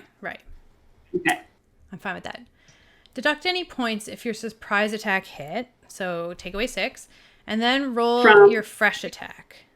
So what's the total that I'm taking 6 away from? The total hit points are 32. So 26, right? Yes. Math. Okay. 26 is easy. This can't be. This is it's gonna be one of those things where the Death Knight's like, you've only experienced half of my power, and then like what? Yeah. The Death Knight's attacks and feats are not shown below. So okay, so now we can both take an attack as well. Oh, okay. Yeah, because you got off that one surprise shot, and then this is our normal initiative order. Okay. So it's my turn. So scooch past Derek. yeah, I'm gonna run up.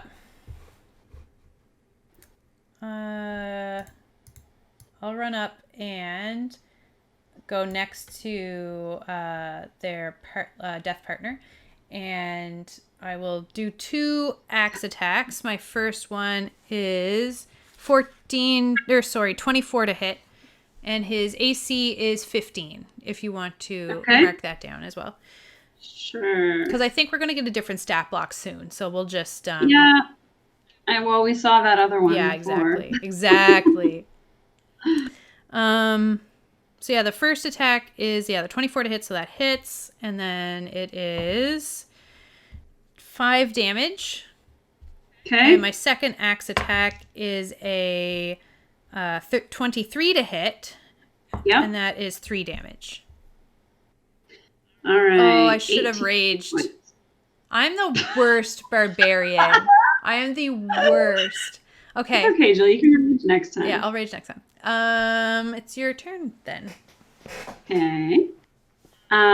So I'll move up to take over the spot where you just were. Okay. So you're getting, maybe you can even get a little bit of cover there. Like shoot from. Yeah, I would say that I can get into like 3/4 cover. Yeah, I agree. Okay. All right. So that's not great. It's 11. Oh, AC 15. I'll use my action surge. It's just another action, I think, right? Okay, you do what you want to do, but I'm kind of like, what if this is like the little shell that like. Yeah, I know, but Stinger doesn't know that. Yeah, you're right. That's metagaming. Don't metagame, kids. Yeah, I'm going to do it. Okay. So I'm going to try again. Another crossbow. 18. Oh, yeah. Awesome. 1d10 plus 3 is 8 damage. So he's got 10 hit points left. Okay.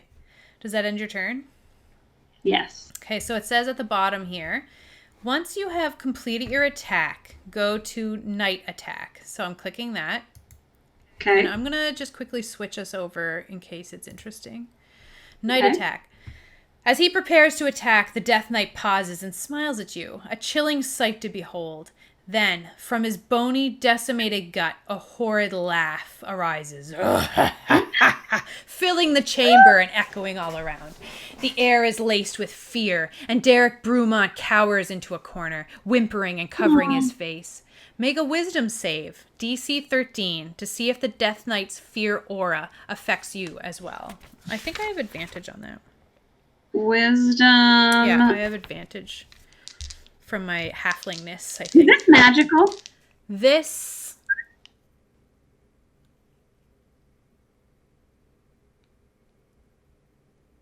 I have advantage if it's magical. I think it but would I think be, maybe but it could be like a feature. it might not be magical. It could just be fear. Like it could just be intimidation. Yeah. Fear aura. Aura makes me think it could be magical, to be honest. Do you want me to roll advantage then? Yeah. That's good because I have +0 to wisdom. Okay. Okay, so I got advantage because for halflings they have brave and they have advantage on saving throws against being frightened. I got 15. Okay, I got what is this? I Wisdom? would have failed without advantage. I got a 20. Okay. So, so if we had failed, we would have a -1 penalty to all attack rolls. This effect can be canceled out by a successful wisdom save made at the start of each of your turns, except for like the next one. Right.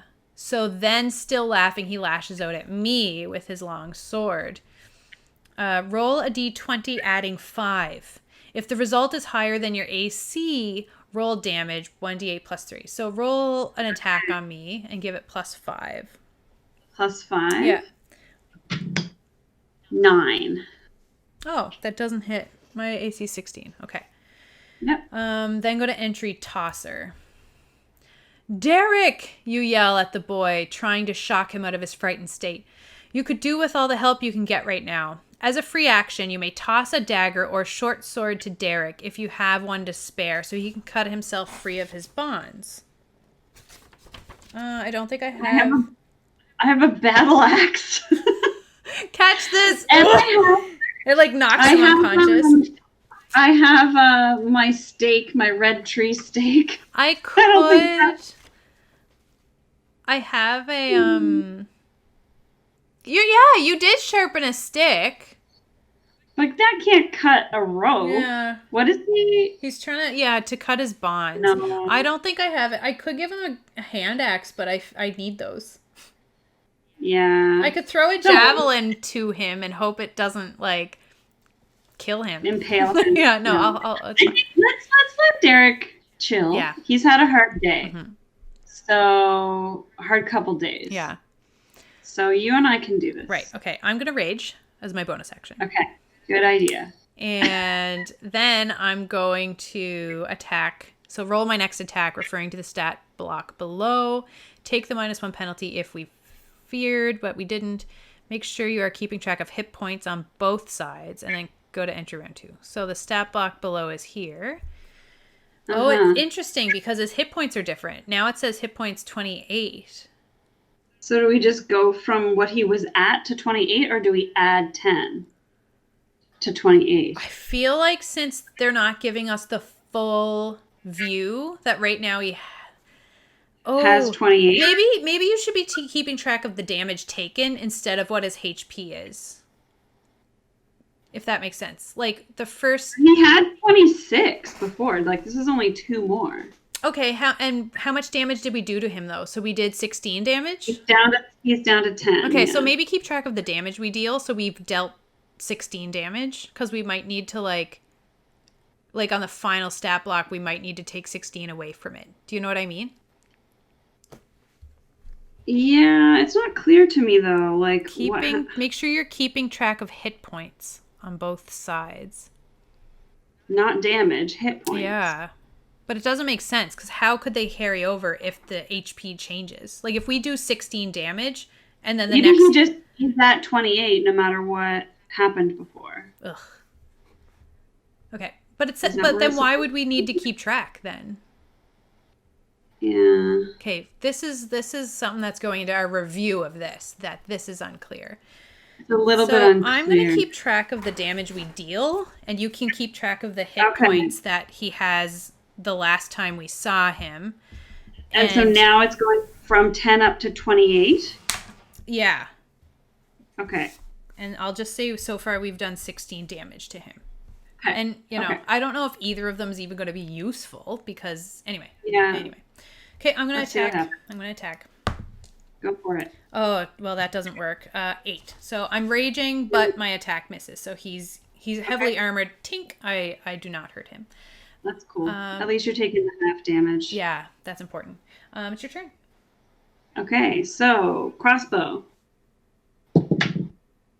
11 plus 7 is 18. That hits. D10 plus 3 is 12. Nice. So you can add 12, and I'll take away 12. Perfect. 16. All right. And that was a crossbow bolt. All right. Perfect. So now it's his turn? Yes. So when do we go to the next thing? After his attack? Yeah, roll your next attack. Okay, so then we go to round 2, I guess. Because it doesn't say for him to attack here. And they're keeping a pretty tight... Oh, we don't have the stats anyway. So yeah, so now round 2, so he gets to attack now. Okay. Round 2. Damn you, interloper, the Death Knight roars. You will not rob me of my squire, as those wretches robbed me of my boy so long ago. And he's like Dragon Ball Z, like revving. Quickly he moves forward to attack once more, his long sword arcing towards you. The undead warrior seemingly out of his mind with rage. The Death Knight is exercising one of his feats, which relies on rage to give him advantage on 2 attacks per day. Roll a d20 plus 5 with advantage. If he hits, the longsword damage is 1d8 plus 4. Okay, ready? Yeah. So the first roll is a 12, and then a 14, so 14 plus 5, that definitely hits. That hits, and it's 1d8 plus 4? Yes. 1 plus 4 is 5. Yikes. So you take 3 damage? 2. I think it always rounds down, doesn't it? Does it? Yeah, when you're taking damage, you have it. I thought it rounded up. Better check the rules, because this could be a matter of life and death over time. I need a better eraser. So he deals 5. I'll Google it real quick. Having damage D&D 5e. The rule is half damage, not half the damage. All dice are rolled and the total is halved, rounded down per PHB page 7. Okay. Yeah, always round down was the rule I go Cool. by. Okay. So I take 2 damage. Nice. Thank goodness I'm a barbarian. Yes. So I'm at 21, so I'm down to 19. Okay.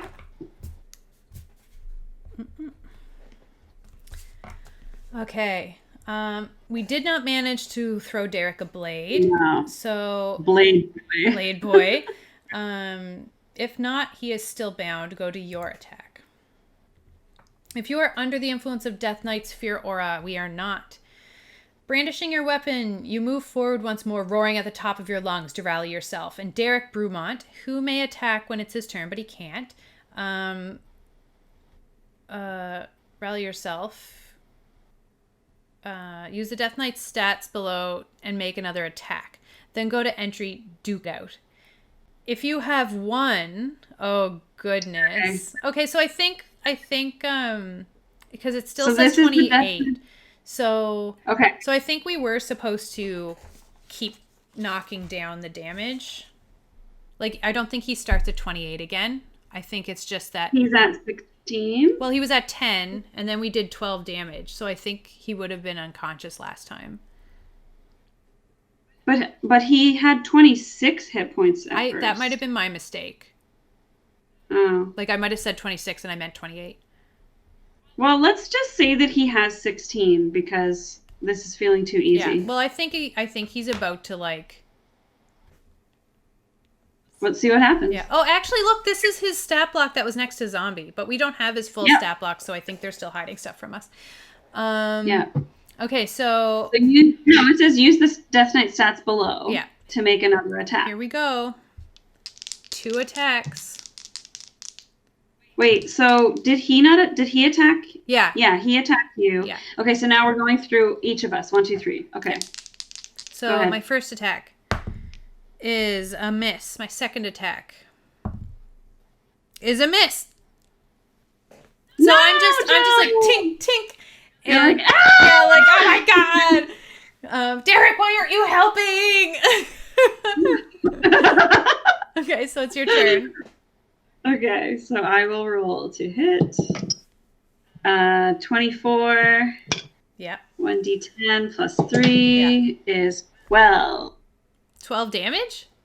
Yeah. Okay, so total so far, the Death Knight has taken 50 damage.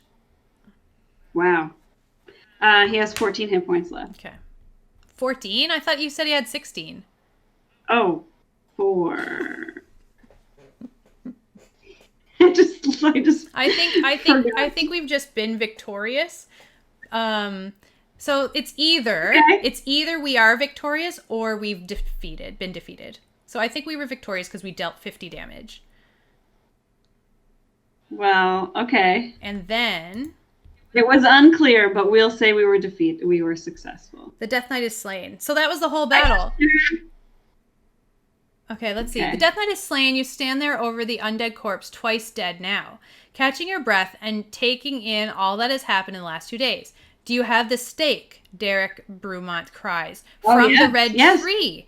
Do you have a stake? You must pierce him through the heart quickly. Do you possess a red tree stake or branch? If so, go to entry stake drive. We totally do. We do have that. Taking out the stake. If you only have the branch, you will whittle it to a point. Okay, we have this. You whittled it. You played. I did. Yeah, you totally did. You were on the ball. You place it. So Stinger places it on the Death Knight's chest and smashes it through his heart with all the force he can muster. On the third blow, the rickety corpse crumbles into ashes. There is the faintest of sighs, and then all falls still. Quickly, you move over to Derek Brumont and grab him by the arm. Let's go, you command, and pull him to his feet. Both of you run from the chamber, leaving the crypt and the cemetery and the Death Knight's death partner to mourn. Go to entry Deathly Pact. Okay. Do you have a pact with the Blood Knight of Kiaran Sally? No. If not, go to Ultimate Glory. Well, that's interesting. This one would have been called Blood Knight's Curse. I wonder if when we stopped if we stopped and had a drink with that guy. If that would have been it. I love that we're always going to wonder what was at the inn. What happened? If not, go to entry Ultimate Glory. You leave Leathercoat Wood as quickly as possible, dragging an exhausted Derek Brumont behind you. Once you're out of the wood... So yeah, I guess the whole battle was just those 3 turns. And if you did enough damage to... Kill him. Which we did. We killed him on turn 2 if we're going by that.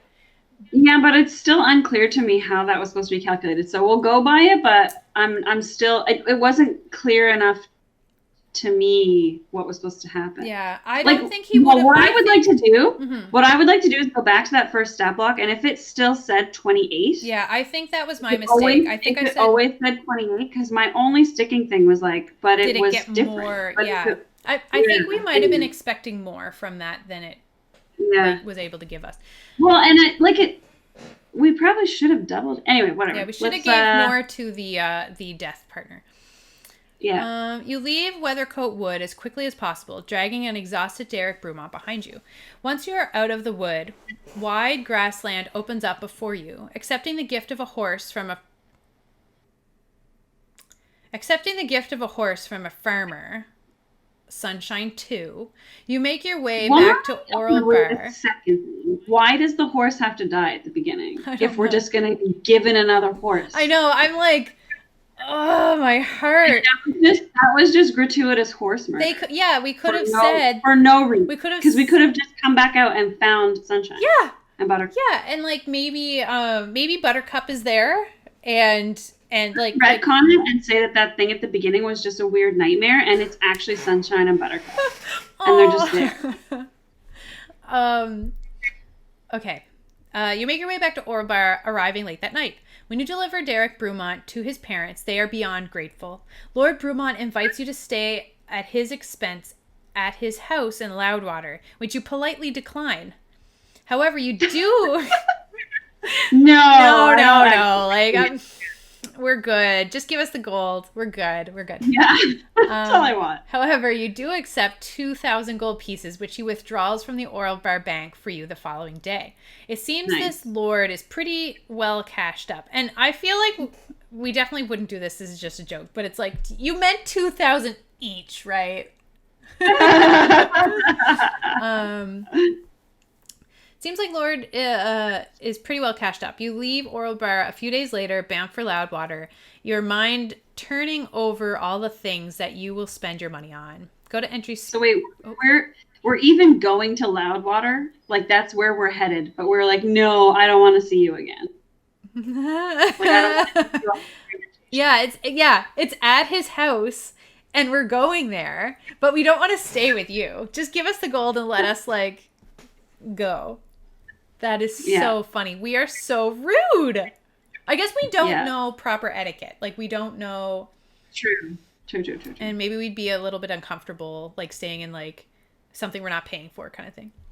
Right, yeah. Spoils of adventure. Congratulations, worthy adventurer. You have proved more than equal to the task. You completed the mission, rescue Derek Brumont, and gain valuable experience along the way. Take an additional 400. So we got 200 for fighting the Death Knight, and then 400 for completing this mission. This should be enough to progress you to level 3 and possibly a bit further. Level up your PC and prepare yourself for the next adventure, which I do have if we want to continue sometime. Keep this PC's character sheet and advance him to level 3, which is the level my next adventure will be set at. And check out the sequel solo adventure, Tyrant of the Zental Keep. Thank you for playing, and until next time. Cool. So we got how much? 600 total? Additional? So we have 950, which is enough to level. Perfect. I'm going to write that in here. Okay, well, we should definitely do the next one of these sometime. Yeah. I'm going to do a with little these characters. Yeah. We'll do that little sneaky snoop on the Death Knight here now. Like on what? I don't remember which one it was. It was 32 the first time. What? So the first one, he had 32 hit points. But I wrote 20. Oh, I know why I wrote 26. Because that was what it was after we heard him. We did 6 damage. So why the difference in the hit points? I'm a little bit confused. Me too. Baker and basic stats for the Death Knight. Do you know what we should do, Jill? What? Let's go back to the point where we decided that we were victorious and click through on the non-victorious see what it and says. just like read through that stuff. Just to see what would have happened if we like interpreted it differently. Okay. You know what I mean? Yeah. Well, okay. Round 2, you didn't get him a blade. It was our attack. Our attack, Yes. we weren't under the aura influence. No Blade Boy. No Blade Boy. Use the Death Knight stats below. Yeah, 28 hit points for some reason. Duke And it out. we ended this. There was 4 left. So. Oh, I fucked it up. Frothing like some. Well, I mean, technically. Okay, so let's continue on from this path, because I think we could go this way, and it was a third option that I didn't know was clickable, or didn't realize was clickable. Wait, where is it? I don't remember what the other one's called. Oh, instead of instead of it just being victorious or not. Yeah. Okay. So let's do this. Let's pretend let's pretend we went with your health one instead of the 50. He's got 4 hit points left. Okay. So, frothing like some crazed animal, the Death Knight harnesses his rage once more and attacks. So it's hitting me. Roll a d20 plus 5 with advantage a final time. So 9 is the first roll, 18 is the second roll. 18 hits plus 5. So 1d8 plus 4. So 10. Okay, so I take 5. So I'm at 14. The Death Knight stats are below minus feats. From now on, he will only attack using Hell Reaver, his longsword plus 1. Okay. So he has 28 minus damage already caused. So he has 4 hit points left. Okay. Yes. Okay. So then I get to attack, and then you get to attack. Okay. Okay. We'll just play it out. So 16. So the first one hits 6 plus 3, 9 damage. So he collapses. Yeah. You come over, stake him. Yeah. Okay. So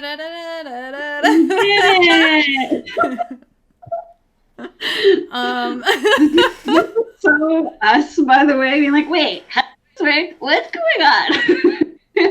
Are you sure? Yeah, yay. So if we want, it was confusing, but we you won. know what? If we want, we could probably take the longsword. It's a +1.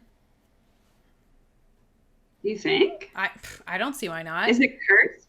Ooh, if we want, we can add a curse. Okay, well, you can have it. I don't do melee. So. Right. I'm going to take it. I'm going to take this potentially. It's the Hell Reaver. It belonged to an evil Death Knight. Yeah. So we can come up with something for that if we want to. But I don't see, I mean, like, I don't see, it's probably fine. It's probably fine. It's just a sword. It's just a sword. So we'll go, okay.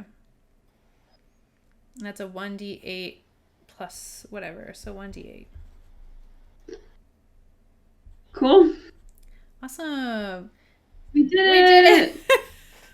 I'm pretty sure we did it. We did it. Yay. Either way, we did it. Either way, we were victorious. Whether we did it correctly or incorrectly, we still succeeded in the end because we got there. We got there.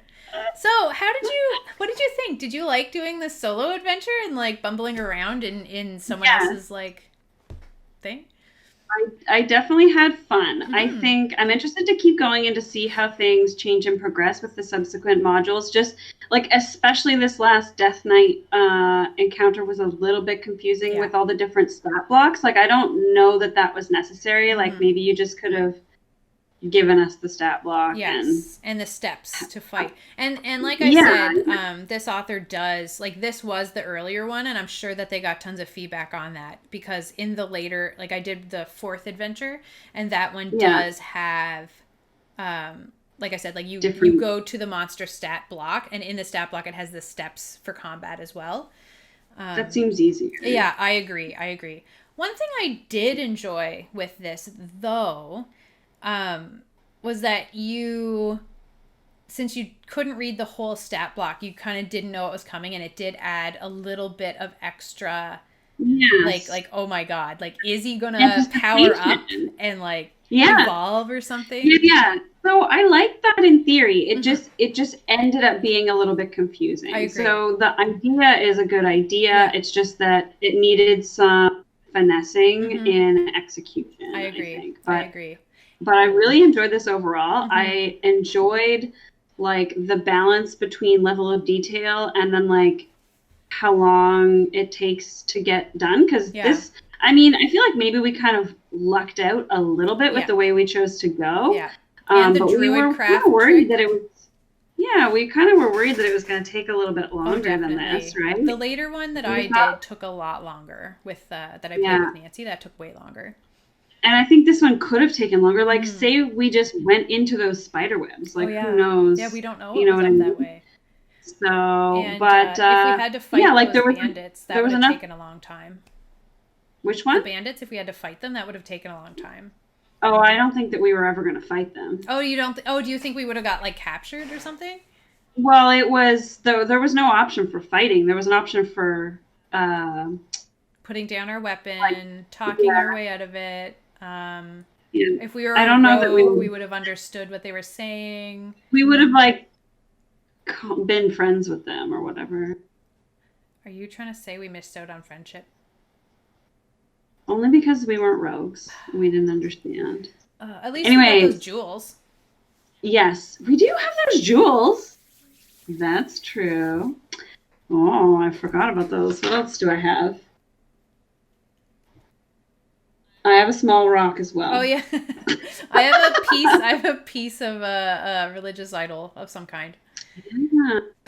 And I feel like we found out through all this that Derek was not our devout follower, and we have to keep looking. Yeah, he's like, "Who are you?" Yeah, and it was like, "Oh." Yes, we're like, "Hey, it's us," and he's like, "We're here to save you," you know. Yeah. Okay. And so he's like, awkward, but okay. Awkward. I like that. Yeah. Like classic, like young teen, like, Yeah. Very good. So, well, that was fun. So we will continue our adventure another time. Yes. Perfect. Whenever we have time. But I think that a Saturday or a Sunday like this is a good time to do this. I agree. So. I agree. I had a lot of fun with you. So thanks for playing with me. Yeah. Thanks for running it and putting this all up. I think also the setup that you had here worked really well. Yeah. Like switching between everything worked really nicely. Yeah, I like it. If you guys have any comments or like ways to improve the stream other than like, you know, me just being better at switching screens, we're good. You know, let us know. Like if you have any feedback. Thank you for watching. You guys were amazing. And Lumpy Monster, thank you for being our like DM when we had no DM. Yeah, thanks, guys. And Kiwi, thank you for being here. I love you guys, and I hope you have a wonderful rest of your Sunday. And we'll let you know when we're doing it again. Yeah, we're going to stream every Tuesday, by the way. Our new schedule is Tuesday evenings. 7:30 p.m. every Tuesday stream. It won't be this. No. Excuse me, I'm hoping. Yeah. It won't be this Tuesday, but... This coming Tuesday, we're going to be doing like a little village building stream where we come up with a village for our campaign that we're going to be starting later this summer. And I think it's going to be really fun and it's going to be really chill. And it's a game called... Oh no, I don't remember the name of the game. It's a game... So you build the village as a process of going through this game. Ex Novo? So it's a game. Might be called Ex Novo. It's a game where you end up with a village or a town. Like it can be, it's not just a village, right? Like it can be as big as you want, right? Yes, exactly. I'm just going to check. Yeah, okay. So Ex Novo, a free print and play city building game. I got this in the itch.io racial justice bundle, and it was a great bundle. I'm going to see if I can... Maybe you're almost lucky that you found it in the mounds of games that were available in that bundle. So here's a little snippet of it. So we'll be running this on Tuesday. So Ex Novo, a city building game to generate playable settlements for use in other creative endeavors, designed for 1 to 4 players with playtime of about 2 hours. Created by Martin Nurukar and Konstantinos Dimopoulos. I'm so sorry if I've mangled your names, but yeah, you can buy it for $5. It's super fun. I did it to create the world map, which I'll show off on Tuesday, and I'm excited to make Little Village out of it. So, Yay! all right, that's my spiel. I love you guys. Take care of yourselves, and Yeah. we'll talk to you next time. See you guys later. Bye.